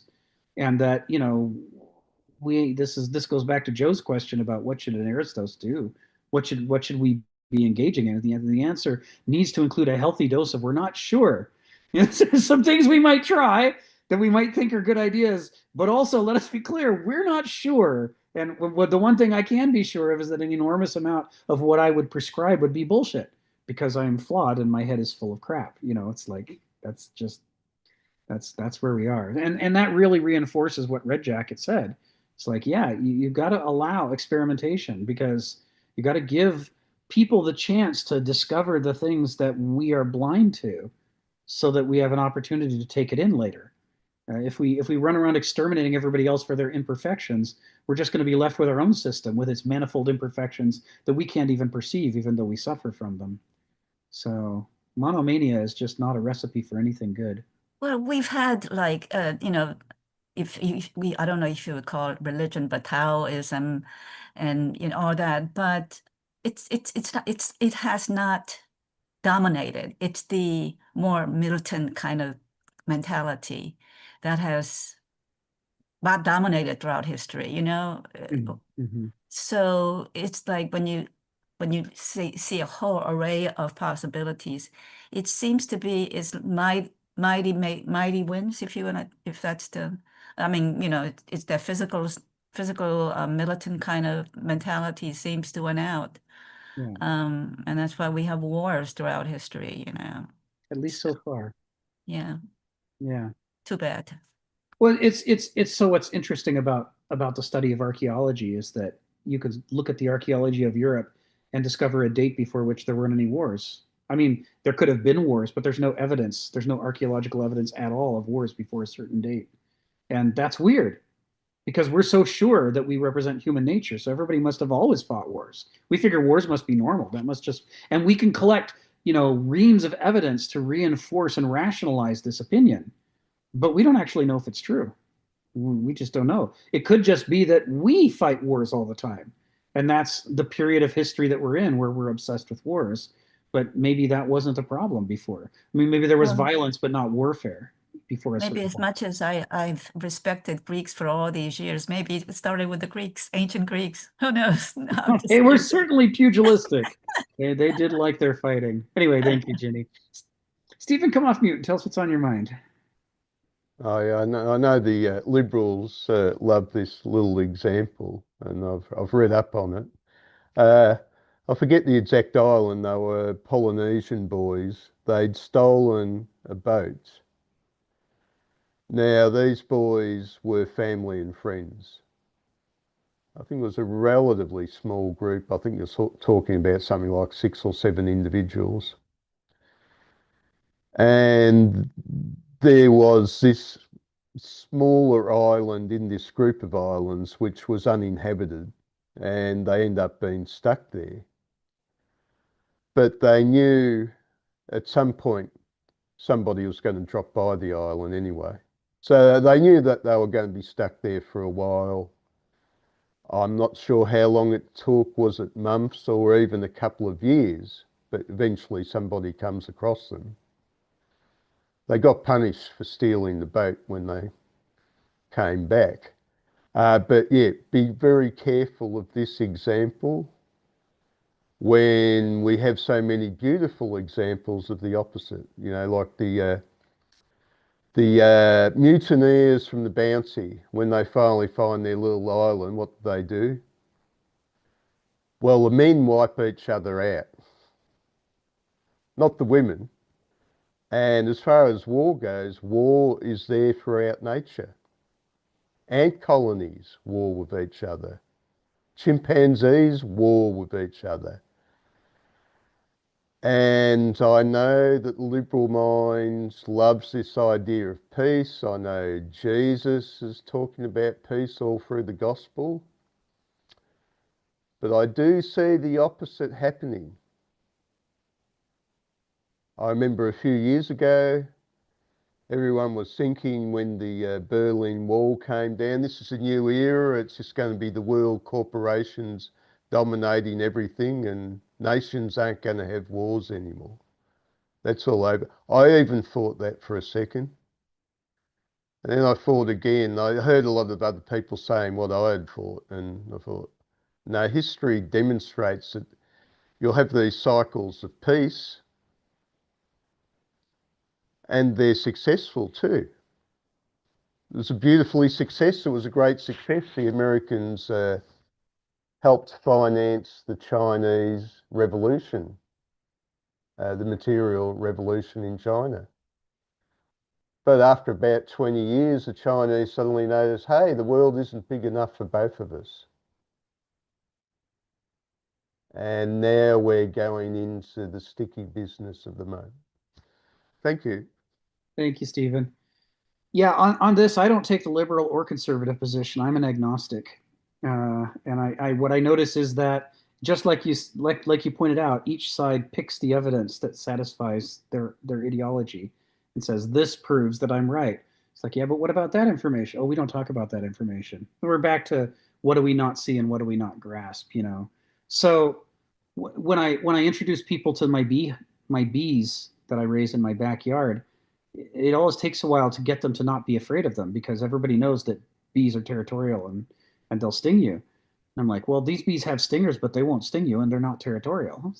Yes, they're all living side by side in these reeds that are stacked up, you know, in boxes, but it's not a hive. They have no sense that it's their home. Each one feels like their own reed is their own separate home.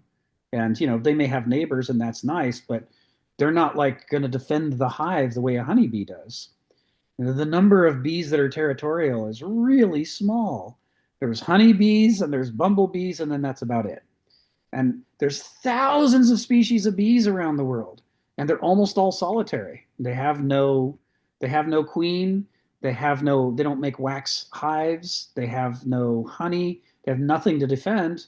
They're just laying eggs for next year, and then they die, and that's it. Out of curiosity, where did wasps come in? Wait a minute. Could Rick, just the honeybees make honey and not bumblebees? Just honeybees make honey? Honeybees make honey, and honeybees have a queen, and honeybees make these wax-based hives. Right. But they're the only bees that do all three of those things. Okay. So bumblebees have queens, and the queens make nests, but the nests are underground, and they don't build wax chambers, and they don't fill them up with honey and nectar.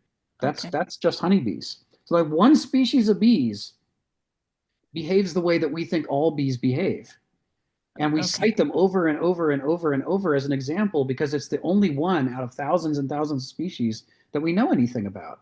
And so when we talk about we need bees to pollinate our flowers, you know, we're talking about all bees, not just honeybees, right? Exactly. Yeah. Exactly. And it turns out these solitary bees pollinate far more flowers than the honeybees do. Honeybees are really inefficient pollinators. And they're inefficient pollinators because they have little pollen baskets on their hind legs. So when they go into a flower, they actually reach out, collect the pollen, and stick it into the basket. And so they have a very limited interaction with the flower, and then they fly away. Whereas most bees don't have pollen baskets. And so the way they pollinate is they have fur on their bodies, and they get into the flower and they go, and then the result is mason bees have like a 90% success rate at pollination for each flower, and honeybees have like a 5% success rate at pollination. Okay. Thank you for that. The difference is enormous. But we don't know that, right? Rick, because these are your mason bees, are they? Say that again? Did you call them mason bees once? Mason bees, blue orchard mason bees are the kind that I have. And they're more typical of the way most bees behave. Most bees are very solitary. They just don't. And so there can be violence. I mean, they've got a stinger, they've got mandibles, they're there for a reason. But compared to a honeybee, they don't have war. So it's like, can you have violence without having war? Is a concept that's very hard for modern people to understand, because for us, war is the metaphor we use for everything. So can you have a world without war without it being an unrealistic utopia? And okay, wasps are a separate family, are they? They are. And it's the same with wasps. We all know a handful of wasp species, and we assume they all behave that way. But most wasps are solitary, and most wasps are pollinators, and they just don't do much that we associate with wasp behavior. It's fascinating. Now, a lot of those species are going extinct because they need things because we're not aware of them. All these species that we don't pay attention to, we don't make allowances for them because we don't even know they exist. But they represent the majority. So I don't think. So my position when it comes to war and the history of war is I'm agnostic. I have no idea. There could easily have been war as long as there's Homo sapiens. But it's just interesting to me that the archaeological record peters out in Europe relatively recently, 2,500, 3,000, 3,500 years ago, or sorry, 25 to 3,500 years BC is the age of the oldest battlefield that we found in Europe. And people have been around for ages, leaving remains all over the world, including remains of murder. We found murder, but why are there no battlefields older than that? We don't know. Oh, it'd be very hard to find. It's a rare instance when you find them.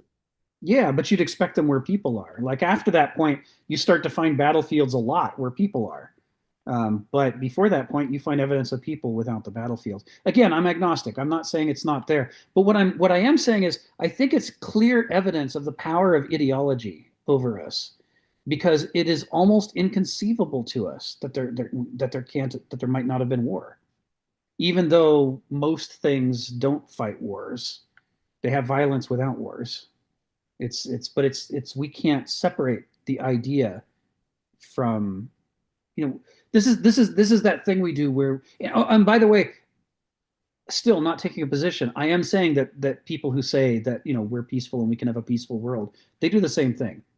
They pick out the evidence that seems to suggest a peaceful world. What I'm saying is the evidence is confusing. I think it's much more confusing than either side says. I think the truth is we just don't know. what the case is. And I'm comfortable not knowing. You know, more evidence comes along, sure, then we can draw some conclusions. But the way things are right now, I don't know. Well, I had one guy recently who refused to believe that the ancient Paleolithic hunters were cannibals. Some of them were cannibals. Yeah. The caves in Spain where they have all that great depth of in the Pyrenees where they have all that great depth of history going all the way back to the Neanderthals. There's definitely cannibalism there. Yeah, no question. It And there's a few seems to have other been with cases. agriculture that somehow cannibalism as a common practice disappeared. Yeah, it continues far longer than we like to acknowledge. Yeah. Anyway, it's just food for thought. I see we got a pile of questions, so let's run through people. Donald, let's start with you. Come off mute and tell us what's on your mind. Well, when Jenny was talking, I was reminded of all Phil's references to Heraclitus and how we're thrown into the world. And, you know, and then, so that's kind of reminded me of this, you know, taking people that have already been thrown into the world and then sort of throwing them out of it, or what's happening when we isolate them. But I'm also reminded of Arendt, you know. This is a metaphor or sort of a thrown into the world. There are children. We give birth to them. You know, the knowing of oneself is not just isolated navel gazing or something like that. You know yourself through what your parents teach them, your culture provides for you, what's available to you in history and the study of other cultures and stuff like that. And it just seems to me almost unbelievable that someone would be better off without those resources, that they could know themselves better and grow up somehow to be I don't know what, a wonderful human being, peaceful, you know, wise. It seemed to me that they would, in the end, know so little of what was human potential and human nature, because that requires a lot of other people to understand human nature, not just your own. Your own is part of it, an irreducible part of it. But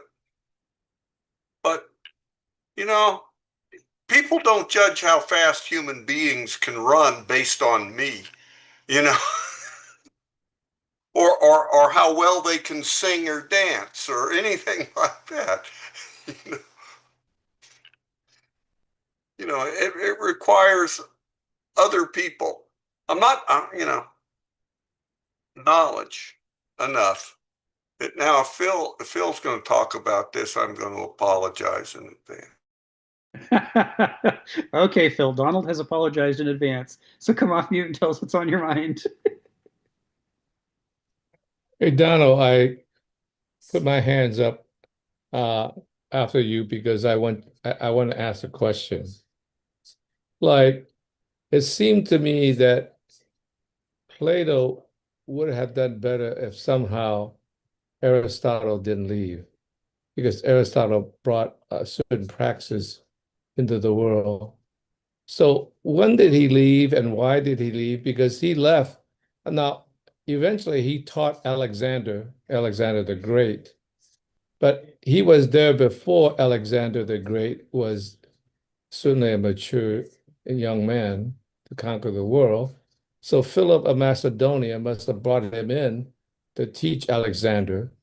So why did Aristotle leave, and why did Plato not want to keep him? Because I think you might know, because I think if he had stayed rather than going to Alexander, of course, the history of the world would have changed. But on the other hand, the thing about Plato and the allegory of the cave and the divided line is that it seems like it's so abstract. In other words, he doesn't really ever say what the forms were. It's only the Neoplatonic people that, in a sense, created a much more transcendental concept of the forms. So, in some sense, Aristotle would have brought him down to earth, and there would have been a better relationship. Could you say something about that? Why did Aristotle leave? Was Aristotle fed up and he left, or was he just sort of like screened out by Plato to begin with to a certain degree?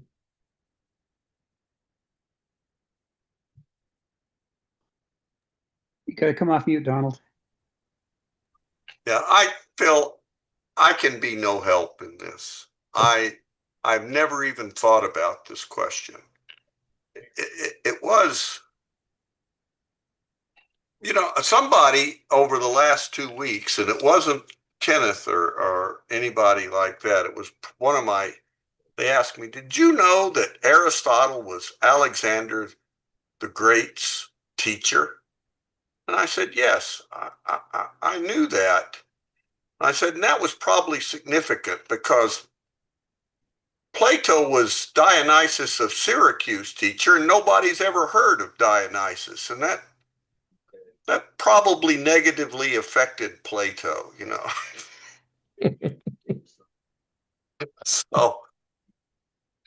So I don't know. I don't know, Phil. I'll read or something.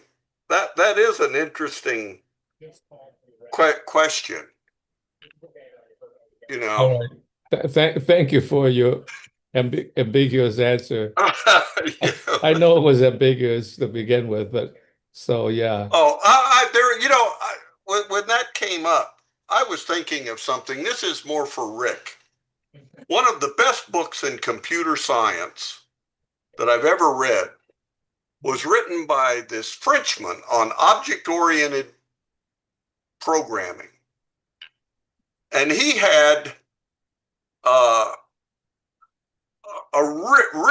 thoroughgoing thing that if everything should be an object, if we're going to do object-oriented programming, let's do it thoroughly.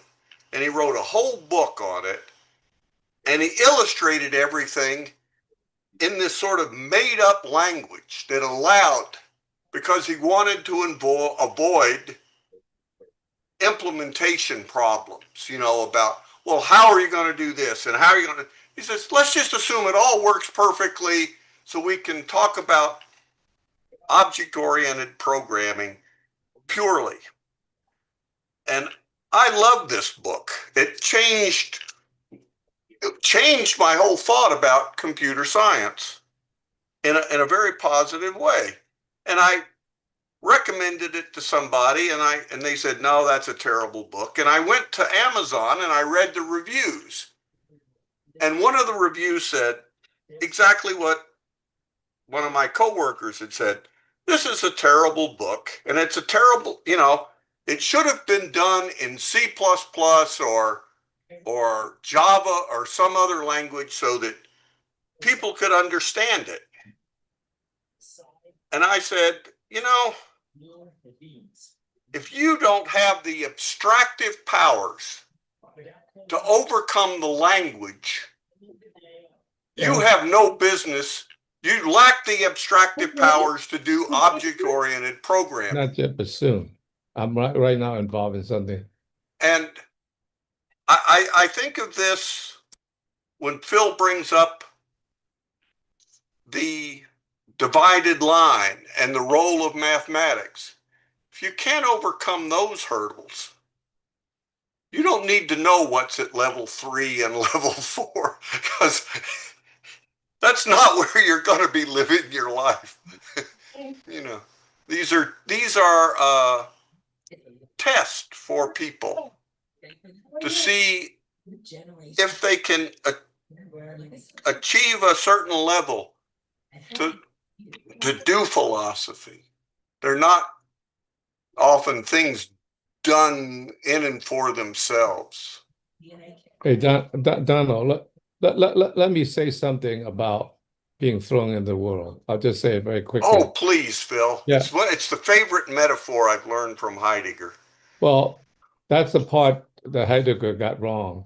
You're Oh. thrown in the world, that's good. But on the other hand, what you lack is cosmopolitanism.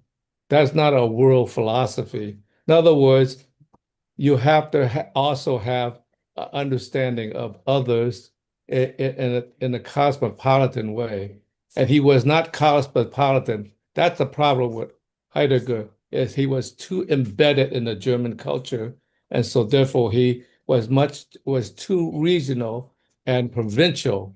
And so cosmopolitanism is not globalization. It's just sort of having some understanding of relationship that's broader than a regional, provincial sort of perspective. That's the problem with Heidegger. And Heidegger fell right into that. It was too German without understanding.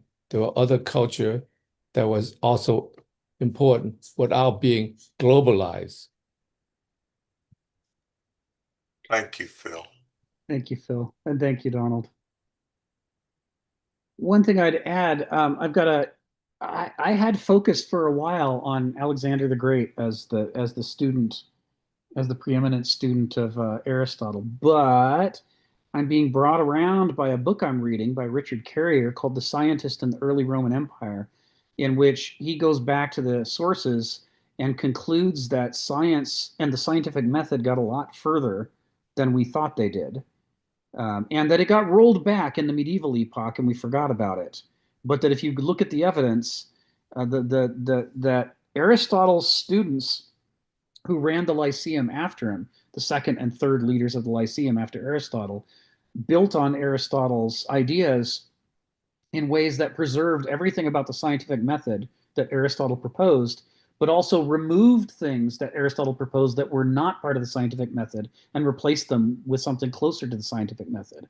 That is, they were actually iteratively getting closer to the scientific method, and that in the early Roman Empire, they were able to put a lot of it into practice in interesting ways. And this would sort of explain the Antikythera device and all these other kinds of things that we keep finding evidence for, and we treat them as anomalies. So this, I say this in part because maybe there's more to this picture than Alexander the Great. Maybe some of Aristotle's other students were even more important, even if they were less famous, because they actually set this methodology in action. I'm also citing this a year and a half after the first time Stephen challenged me when I talked about the Greeks having no science at all and just having rhetoric, and that the Arabs had to invent science. And he said, no, there's evidence that the Greeks and the Romans had scientific method and that the Arabs rediscovered it. And at the time, I didn't believe him. Sorry, Stephen. But Stephen was right, and I was wrong. And I want to put that out there that I'm slowly catching up with the evidence that Stephen probably had ages ago, and that's getting me there. That we did lose an enormous amount on the transition from the ancient world to the medieval world, and it came from the rise in disrespect for nature, treating nature as a mere creation, and that we should be focused only on the creator, and we should just disregard the evidence of the world. New ideas are dangerous. Yes. We get rid of the new ideas, and Yes. people behave themselves just like they should. Just like they should. If you get a philosopher, find a philosopher on the roads, well, exile him to the barbarians. That's right. That's the nice option. Yes. Anyway, kudos to Stephen for being ahead of me on that one. It took me a while to catch up with him, but I'm seeing that it's true, and I'm very interested in reading about this period because I guess there is a fair amount of evidence, but our ideologies told us to disregard the evidence and told us it wasn't there, so we didn't go looking. And as part of what he's doing in this book is saying, oh, the evidence is just read these things. You can see them slowly getting better about the scientific method and concluding why you have to do it. So the Arabs still made enormous contributions in pushing back against the medieval European idea that none of that mattered. but they didn't invent it from wholesale. They sort of rescued it from oblivion. And that's exactly what Stephen told me a year and a half ago. Ari, come off mute and tell us what's on your mind. Sure, yeah.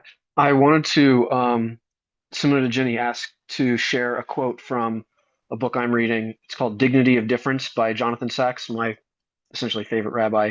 And the reason I love him so much is because he seems to know so much about the modern historical world at large, as having philosophy and economics from Cambridge and Oxford, but also deeply invested and knowledgeable of the Jewish world.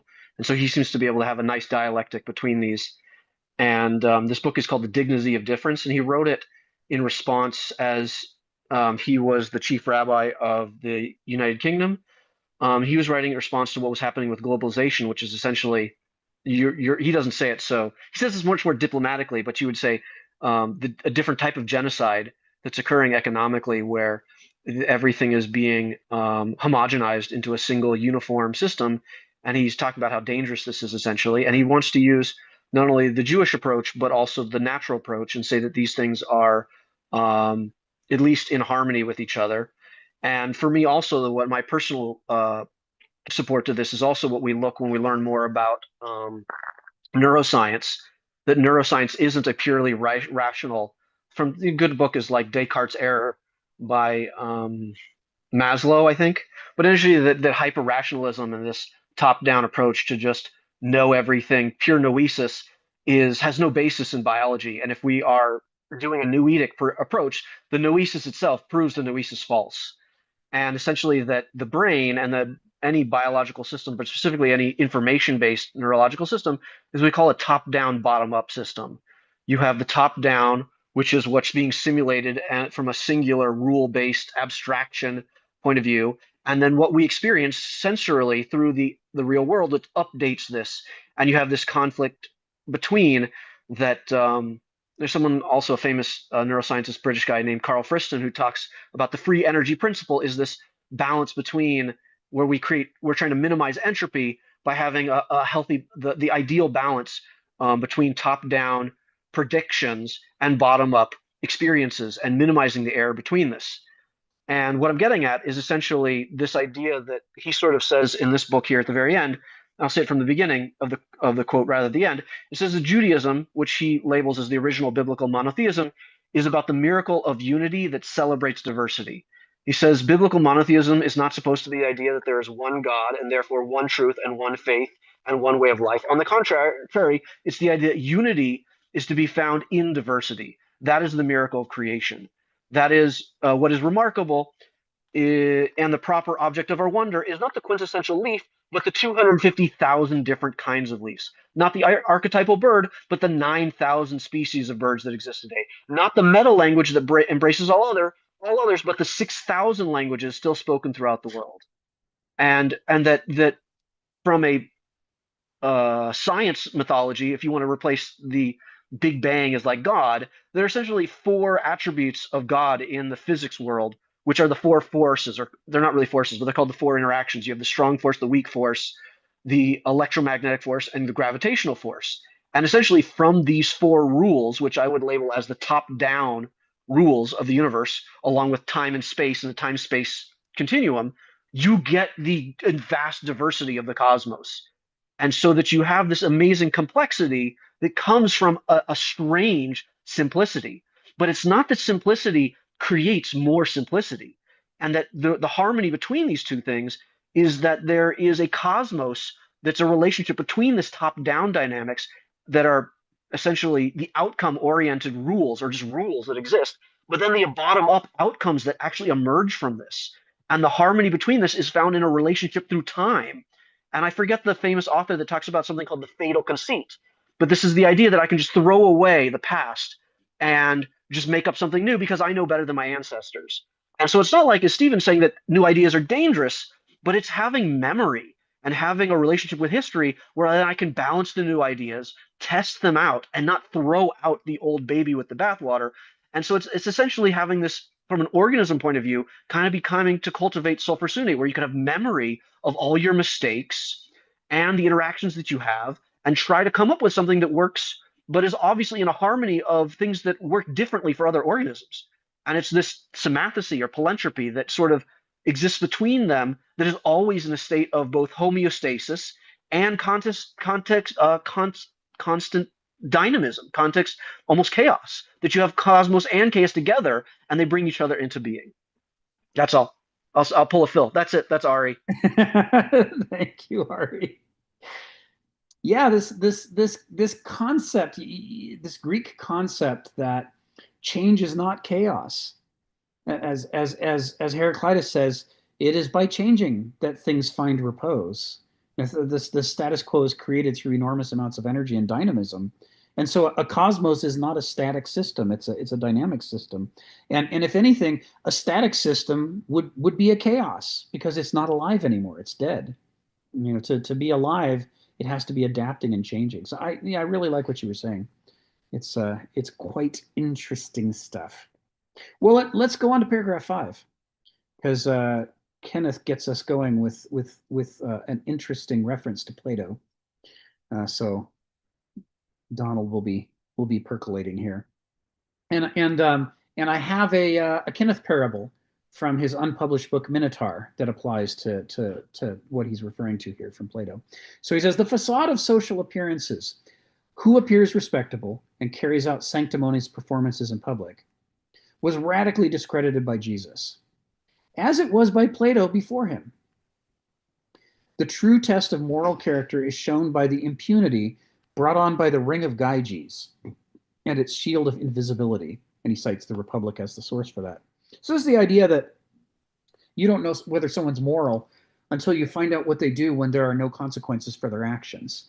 And the ring of Gyges is hypothesized by Plato as the example. You put on this ring, nobody knows you're there. You can do anything you want. And the question is, what do you do now when there's no social, punishments to be meted out for bad behavior?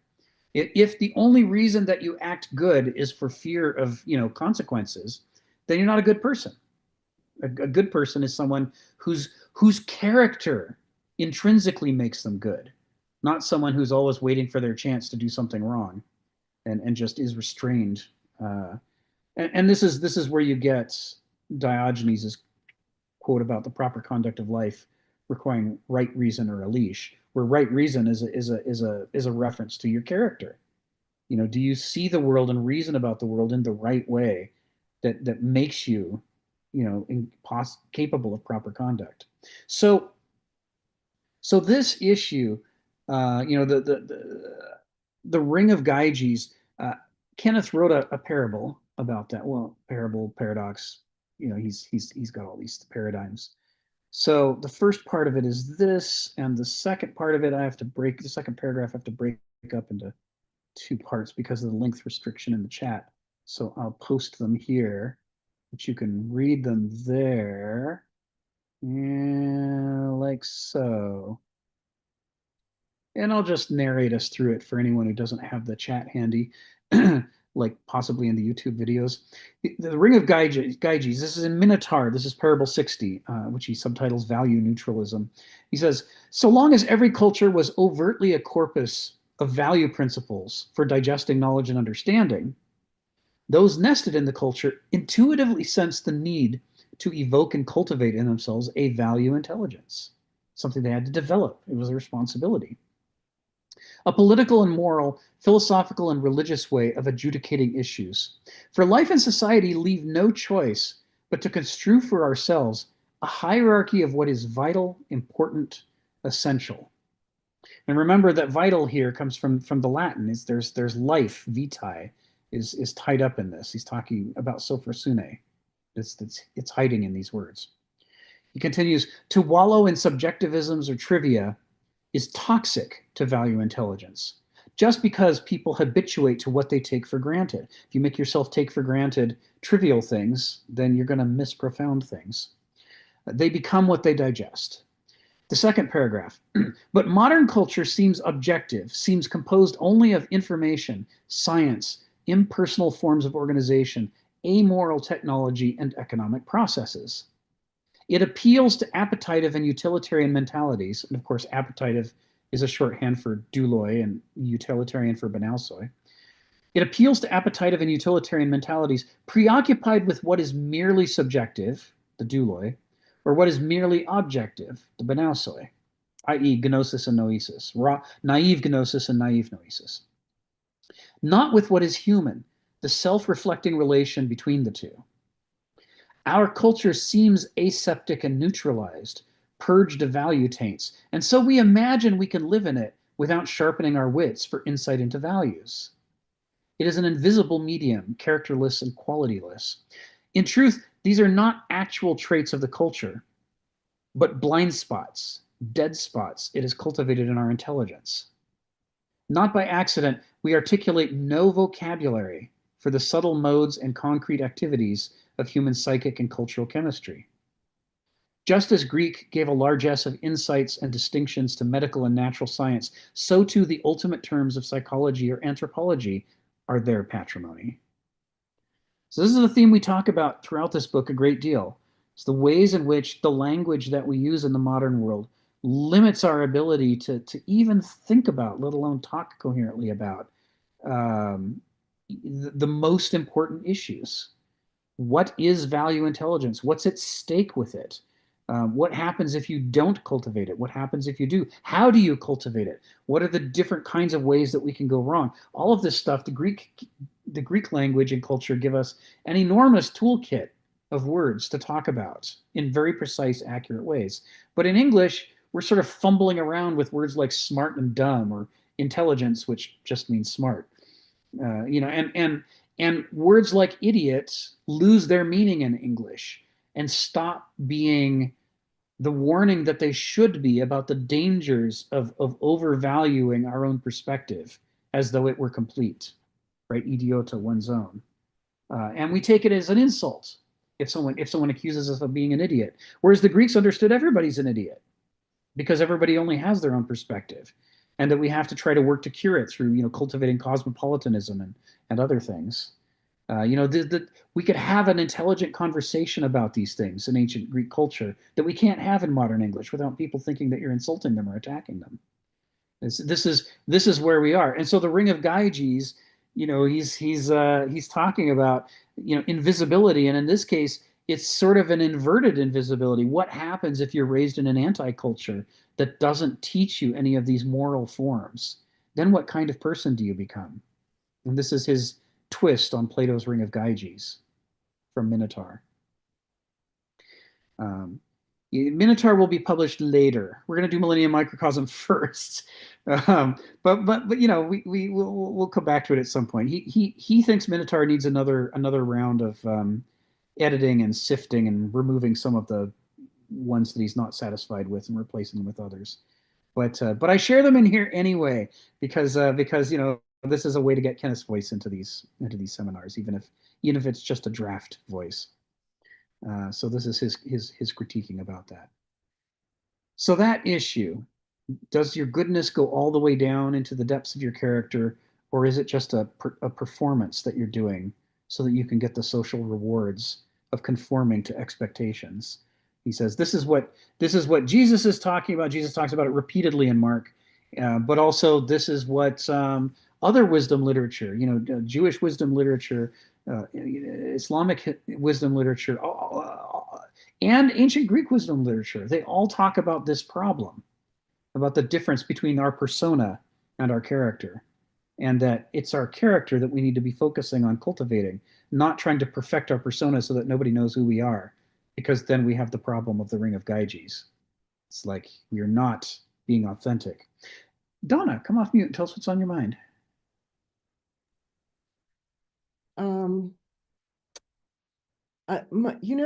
I wanted to run something by you. I have listened to many of these talks right now for the last 4 years, and I haven't heard this discussed yet. You have mentioned Christopher Alexander quite a bit. And of course, I connect with that because that's kind of some of my background. But you have not, and I was interested in this in terms of what Smith thought about it and his perspective on Alexander, but also the other part of that, the landscape around us. And a person who worked with him in principle was Ian McHarg. And does he also talk about Ian McHarg and design with nature? And because what I've seen is that well, what we see in the American landscape, much of it is pretty homely and ugly, and many buildings are being designed improperly. And we're also not treating the land very well. I think that's clear. And I have never heard you mention Christopher Alexander with McHarg. And McHarg is again, one of those people who, he was a landscape architect. He was a horticulturist. Maybe you could call him an ideologue. I'm not sure what, but he was one of those people living out their principles. And there are a few around, Yeah. a few around. So it tends to give me hope for Yes. humanity. Yes. I'm a little bit worried about us, what we're doing with the land and our property. But I'm okay. That was the first question. And then I just want to tell you this little incident. I keep bees too, and you talk about them not being aggressive. One time I saw a little mouse was going to go up and harvest some honey, and I have never seen such a little war party come out and sting that little mouse to death. I saw it from about maybe 7 feet away. I wasn't going to get involved, but that was something to behold. When they get riled, Yes. mouse was a goner. Yeah. So, I find it ironic that they refer to honeybees as social insects and to the solitary bees as antisocial or non-social insects.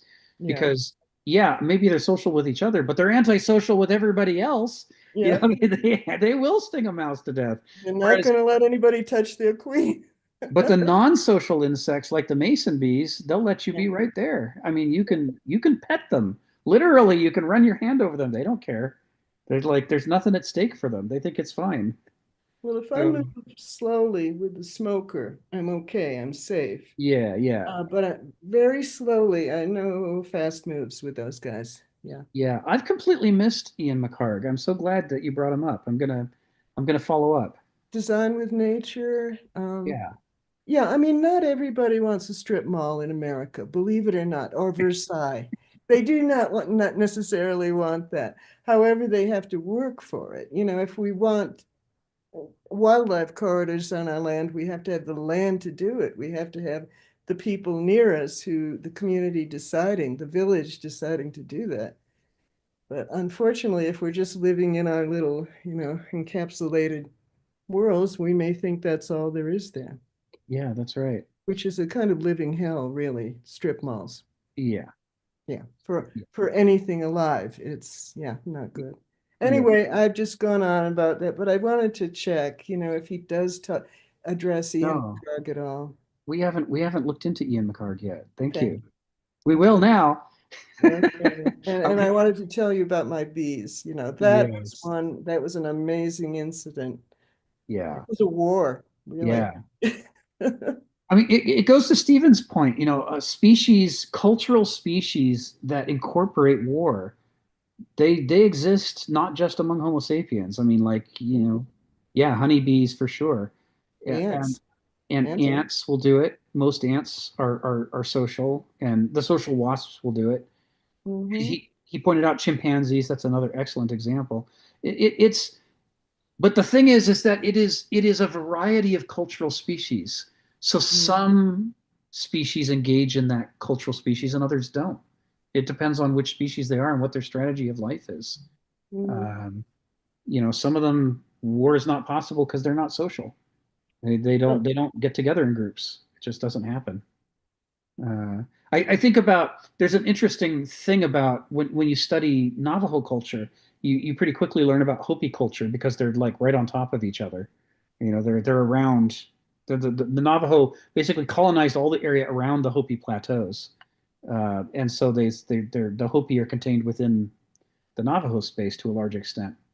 And one of the things that both groups talk about is how the Hopi are unbelievably social. They the Navajo describe it as they live in hives. They build these houses upon houses upon houses all next to each other. These kiva, with kivas and so on. Whereas the Navajo scatter, and get as far apart from each other as they can, as though they're antisocial. It's not that they're truly antisocial. They know each other, they care about each other, they keep track of these vast kinship networks and clan systems, but they spread themselves out as far as they can, and they, in the traditional house, they oriented us away from any other house, and preferably towards the sunrise if they can pull it off.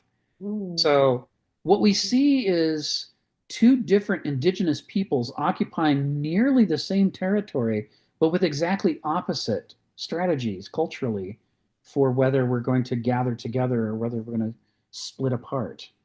And I think that diversity that we see there demonstrates something that we also see in nature with, is it one of the social bees that can engage in war, or is it one of the non-social bees that can't engage in war?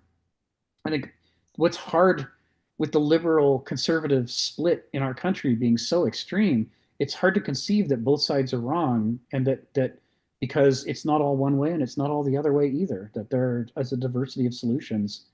Nature likes to experiment. Nature likes to try different things. Yeah. And there are peaceful species and there are aggressive warlike species, and they both exist. And neither one of them is the real answer. They're both real answers. Well, I just wonder, just quickly, in America, how many people, what percentage of the population is really able to say that they're neither liberal or conservative, or they have these views and they may be a combination of both? And yeah, really, isn't that the most natural state? yes, mind and spirit and character, and yet there seems some kind of polarity here, which I can't even recall. I'm 76. I can't recall this kind of animosity in political discussions. yes, Or I can't recall this number of straw men and women who are being created so that you can sling the mud at them, and the people don't understand. yeah, doesn't it come from they're not understanding? that's right. That's right. Our parochial perspectives are used against us to make us think that the options presented are the only options there are. And for people who grow up in a place where they only ever get one flavor of news, they think that's the only responsible position to take. And the idea that the truth is complicated and neither political party has all the answers, or even most of the answers, is something that the U.S. electorals, I suspect that places like Australia, where Stephen lives, lend themselves better, not perfectly, but better to the recognition that there are multiple partially correct perspectives. Parliamentary systems necessarily involve, different parties with different focuses coming together, whereas the U.S. system is winner takes all. There can only be two, and they'll fight it out, and then there's only one, and that sort of leads to that kind of polarization. Unfortunately, what's happening now is we're just becoming a group of straw men and straw women that mud can be slung at, and that's the way it's going to be for a while until people perhaps are more nuanced in their understanding of us too. Exactly. Anyway, I've said enough. Thank you. It's great though, Donna. Thank you. I'm going to follow up with you in the card. I'm excited. I'm excited. Stephen, come off mute and tell us what's on your mind. Oh yeah, I was just going to say that when we talk about the great advances of the Greeks as well, we tend to make the mistake of looking at people in the Middle East, the Syrians and the Egyptians, like they're these old fuddy-duddies. The Greeks are the new kids on the block. But what people are thinking, they're sort of thinking, oh, Egyptians means like Egyptians were at 2500 BC. No, we're talking about Egyptians in the Axial Age. We're talking about Assyrians in the Axial Age. And a lot of the technology which we think the Greeks came up with was sourced from the Middle East. This was a new Middle East. This isn't the Middle East of Abraham anymore. This is a new world. People, they have that picture. Ancient Egyptian means New Kingdom, Ramesses, or the pyramids. No, Egypt in the Axial Age, around the time the Greeks were just starting to sort of make a name for themselves. These were a new group, and these were the people the Greeks were learning from. You know, for example, we think of the Greeks and their fine statues. Well, the Greeks learnt the original art of statues from the Egyptians and perfected it. By about 500 BC, the Greeks had were starting to bypass those they had learned from. There's another aspect as well, and this is something I see in history, that empires don't like change. When you have the polyglot of little states is where you seem to get the growth in ideas. When you've got one big head honcho, I'm the emperor, I'm ruling this entire space, somehow new ideas seem to get buried. And when there's this idea that somehow it was the Christians who stopped hold of the progress, it was already happening before the Christians showed up. As soon as you got an emperor, the sort of scientific and technical progress that the Greeks were noted for began to slow down. So the Christians, if anything, were a product of the Romans. They were, as you've been pointing out, they have an imperial vision of the cosmos. I'm giving a talk in a couple of days, taking these ideas of Kenneth Smith and saying, well, the medieval God, the cosmic dictator. As you point out, the earlier gods were more transactional. It was a transaction between you and the nature spirits or the god of the sea. And then comes along this new God who doesn't need you. Is self-sufficient, but out of the kindness of my heart, I don't need you, but out of the kindness of my heart, I will be of benefits to you. It's an interesting picture. This is what I've learned from these meetings. I'm going to express it in a talk in a couple of days. This other aspect, yeah, it was about 20 years ago. I was doing a lot of study. I've said this before, but I first came across this idea that the Republicans and the Democrats, this businessman was saying, gee, when I was a kid, they bickered, but they'll still go and have a beer together and discuss their families. And he said, now they're becoming like arms camps. And the light bulb went up, and I checked through history. And a comparable thing is the Roman Republic. Once the Romans were all friends, they were all on the same team. But when they started to become an empire, when, as the Greeks point out, you have the higher tendencies, you'll have the philosopher king, the priesthoods, you'll have, or the other ones are the heroic culture, the Spartans. These are sort of spiritual cultures.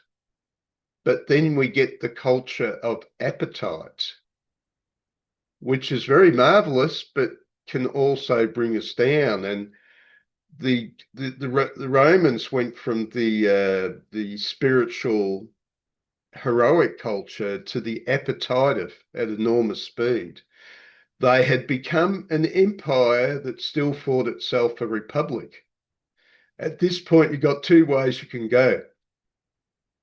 You can either get yourself an emperor or fall apart. And what we see in the Republican Wars is a century of conflict, with a lot of high-minded people looking back to the Constitution and the democracy and all this wonderful stuff. And the final conspirators that kill Caesar, some of the most famous men in history as intellectuals, so high-minded, they were so centered and focused on the ancient values as being the truth, and they just couldn't wake up. The world had changed. Well, the empire got Augustus. Not because it's really the most wonderful idea in reality. It just became the choice between existing and not existing, because that centrifugal thing, everybody started going in their own direction. Everybody wanted a chunk.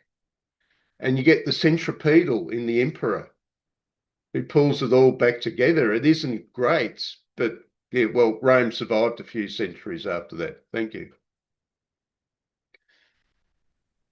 Thank you, Stephen. And there's so many ways to measure what you were saying earlier about how the moment you get one guy in charge of everything, innovation starts to slow way down. And one of the metrics is the golden age of Latin literature comes to an end within a single generation after Augustus comes to the throne. And that single generation was during his lifetime, because he came up so young. He outlived the generations that had been there before. The Silver Age starts under him, when people are still able to write with complete command of the Latin language, just like in the Golden Age, but now they're afraid to challenge anything important. And so they're shifting their focus from serious, intense debates about, politics and right and wrong and whether somebody's character is defective. They're changing from that to decoration. We'll write epics and histories and love poems, and we will write in order to entertain the emperor, so that he will reward us with goodies. And that's the shift from the Golden to the Silver Age. The no drop in quality, but a drop in profundity, and a shift to decoration and literature for consumption rather than literature to challenge you. So and that's just, you can do the same thing with all the different disciplines that were available as part of Roman culture. They all hit the brakes right then because the stakes go too high. It becomes, one person's power becomes too intimidating and overwhelming. You don't dare cross it. And this is what the Greeks warn about in their political theory when they say that it's bad if one person wins the competition. This is like the difference between creative competition and destructive competition. Is creative competition, you keep competing, and if somebody wins, they win by a little bit, and then you have a chance next year, maybe I can do better. But if somebody just trounces everybody in the field, if the level of power far surpasses everyone else, then no one else has any hope, and it kills the impulse to compete. Because what if he feels threatened? What if he doesn't like your competition? Well, then he can kill you. So that didn't happen before. It used to just be, well, maybe I'll beat him at the Olympics, and then he'll beat me the next time. And it's like, no, maybe he'll have you put to death because you've offended him. This completely changes the structure of the culture, and the goals, start to shift back to a limbic mode of survival. So anyway, thanks for bringing that up. Let's drop a little more of paragraph 5. So we've got a little more time. Let's dig into this. So after talking about the ring of Gyges, Kenneth continues, but this discreditation of doxa, or public opinion, that is critiquing the shallowness and the emptiness of living a life where your supposed morality only reflects your desire to not be punished by others. And he says that was part of the most essential thematic of Greek culture from the earliest centuries. It's found in the characteristic refrains of pre-Socratic philosophy. What men suppose or claim or profess is relentlessly contrasted with what is true, eo ipso, or kata phusei, in itself or by nature. And this alludes back to a discussion Kenneth had elsewhere, where he talks about how it was normal in essay forms for people to start out saying, men, and I think Donald has cited this before, men say X, but I'm here to say Y. Men claim that this is what is the good, but I can show you, or nature will show you, that actually this other thing is the good. That constantly, that shallow doxa, or public opinion, was presented initially as the straw man to introduce a topic. And so you got to ask what happens morally when instead it gets held up as an ideal. When people start to say, no, actually public opinion is as good as it could get. And eo ipso in itself, but notice again the use of kata phusei, and that alludes back to chapter 4 and Aristotle's idea that nature is above all arguments. If nature demonstrates something to be true, then our logic is irrelevant. It refutes our logic. And that's the way Aristotle meant it, not as flavor words, the way that we read it as moderns, where we don't think nature has any authority. He continues, the characteristic theme of Christian moral truth, as of Hellenic values, consists in inwardness, the naked power of human subjectivity, not objectivity, to make self-determined policy for itself as to how it will see things and how it will act. And this goes back to the concepts of autarkia, autonomia, that to be alive as an organism, whether you're an acorn or an oak, is to have your own inward laws of nature and character that unfold over time, and to have your commitment to that unfolding and development be so strong that you're a force in the world, not because you force other people to do things, but because you yourself continue to grow in that direction that is determined by your character and its laws of unfolding.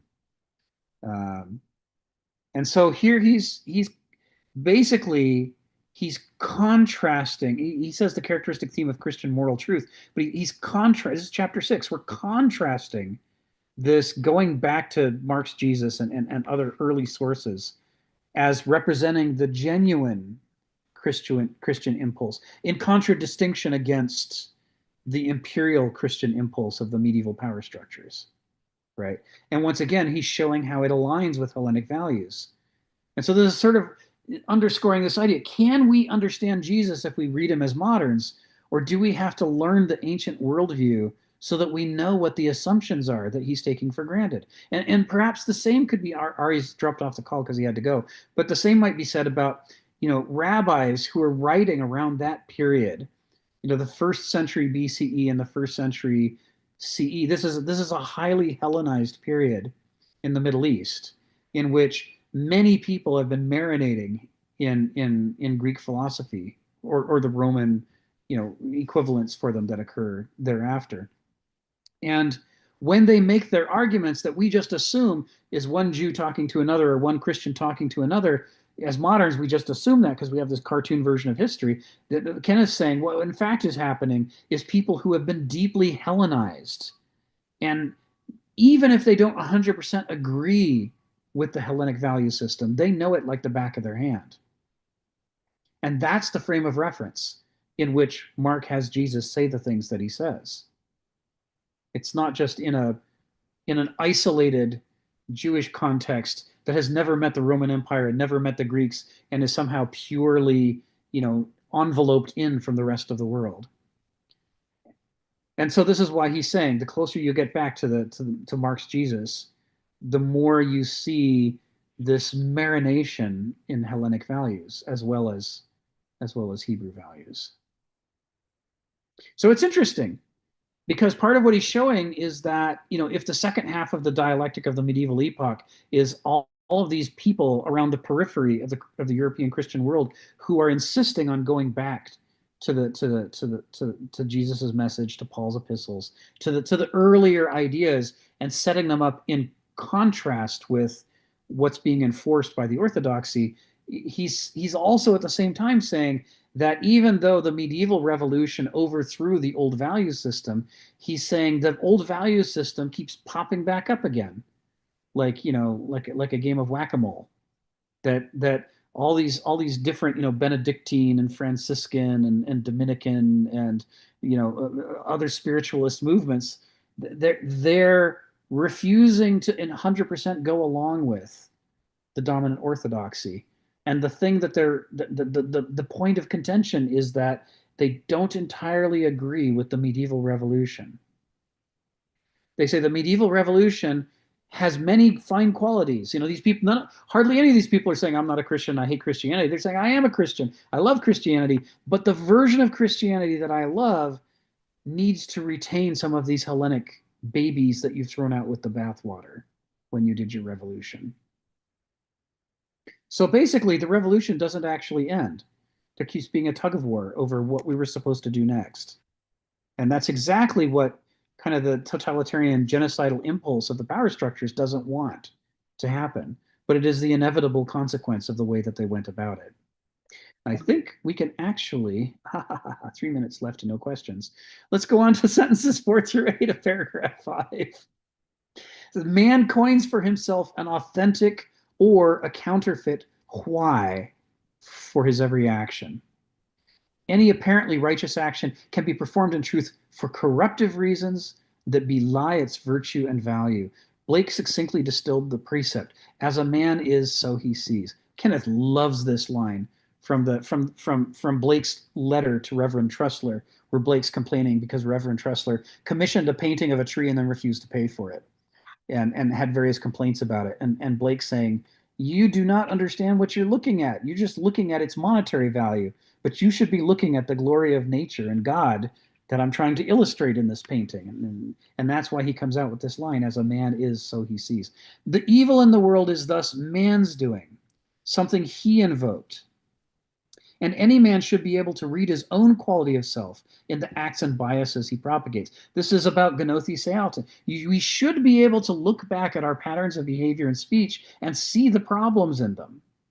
Even if our criticism is compassionate and full of understanding, it should nevertheless be criticism. We should be capable of evaluating ourselves, not strictly defensively, and not just trying to rationalize what we do and say and think, but also being able to critique it and see where is our possibility for future growth? Where can we do better than we've done before? Saying this is fundamental to this concept, both in the ancient world and in this counter-orthodox version of Christianity, or should I say thousand versions of Christianity, that's struggling for the soul of the medieval epoch. He concludes that most humans cannot. Evidence is the mutual corruption of insight by appetites and of appetites by insight. So Joe, come off mute. Tell us what's on your mind. We're gonna wrap up here, but looks like you managed to squeak in, and you get to have the final comments here.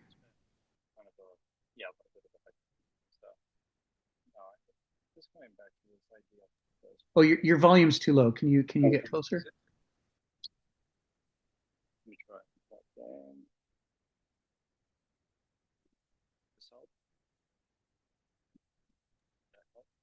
See if we can get your mic aimed at your mouth. It's so quiet. We can't hear. Does this work? Yeah, yeah. Go ahead. All right, so that's working a little bit better. It's just really quickly. The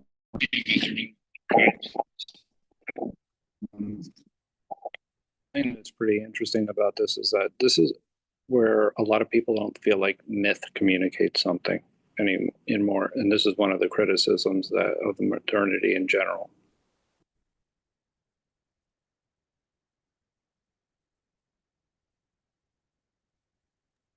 Your volume dropped out. Your volume dropped out. Can you hear me now? Or? Yeah. All right. So, no, it's just, this is like coming down to one of the things about the Ring of Gyges that was so important was this idea of desiring the right things as well, right? So, and obviously it's this, the argument is that it was that he wouldn't necessarily be able to live with himself because, obviously his spirit would lead him to feel guilty. But I mean, if you think about it in terms of just this idea of, I fast forward to things like Lord of the Rings, which is actually something that it's, like.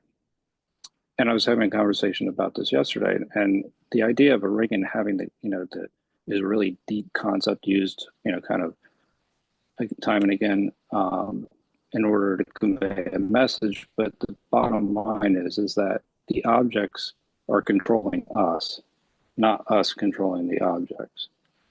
And that's the problem right there with modernity in a nutshell. And that's what the myth kind of communicates. Because obviously, not only that we use the objects to dominate nature, we use the objects to dominate each other, yet it's the objects that are dominating us.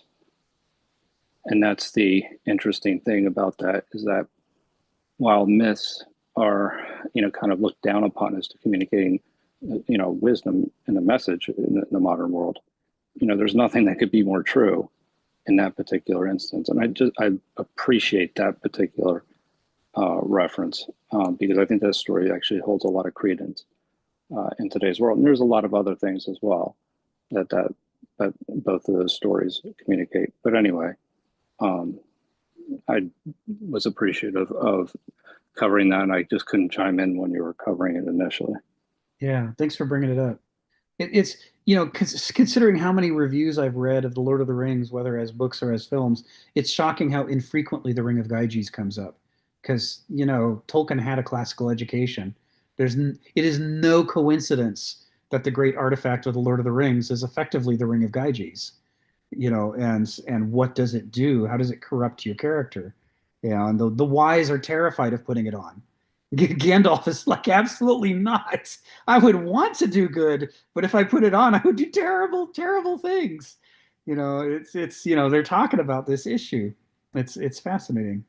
Yeah, and just the idea that myths communicate deeper truth, they're warnings, and they're not lies per se, and that's the bigger problem. Yeah, that something can be a myth, but not a lie. Something can be a myth and tell you a deeper truth through its fictions. Yeah. The Ring of Gyges is handy that way, and Lord of the Rings, you're right, is essentially an extended meditation on the Ring of Gyges from Plato. Yeah. Well, with that, I think on that bombshell, we come to the end of our time. Thank you very much, Rick. Thank you so much for this meeting. Really enjoyed it.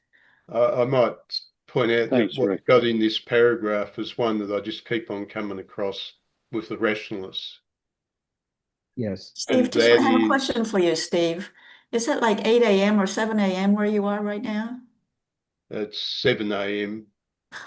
in a few And you've minutes. been in this meeting since 5 a.m. or 5 a.m.? 4 You a.m. get used to it after a few years. Good. Look, I mean, Rick, you should If you feel want to- honored if you that want to he attend gets my up at 4 talk- in the morning to come to your meeting, Rick. Oh my goodness. Good Lord. If you want to attend my talk, this is my revenge. You'll have to get up at something like 4 o'clock in the morning. God help us. This would No be way, the Jose. No way, Aussie Jose. revenge on the Americans. Yes. Yes. Well, unlike Americans, Steve, you don't expect to be paid for being virtuous. Oh, is that where the problem is? No, I was just going to say this thing I find with the rationalists is they believe that they literally say this, that their reason is beyond their subjectivity. Yes. And I point out Darwin's dog. Darwin makes a point, would a dog understand the mind of Sir Isaac Newton? And the rationalists will then say, yeah, we understand that, but the human reason and intellect has reached a point where it's above that. Yeah. We've reached the platform, the universal platform. Yes.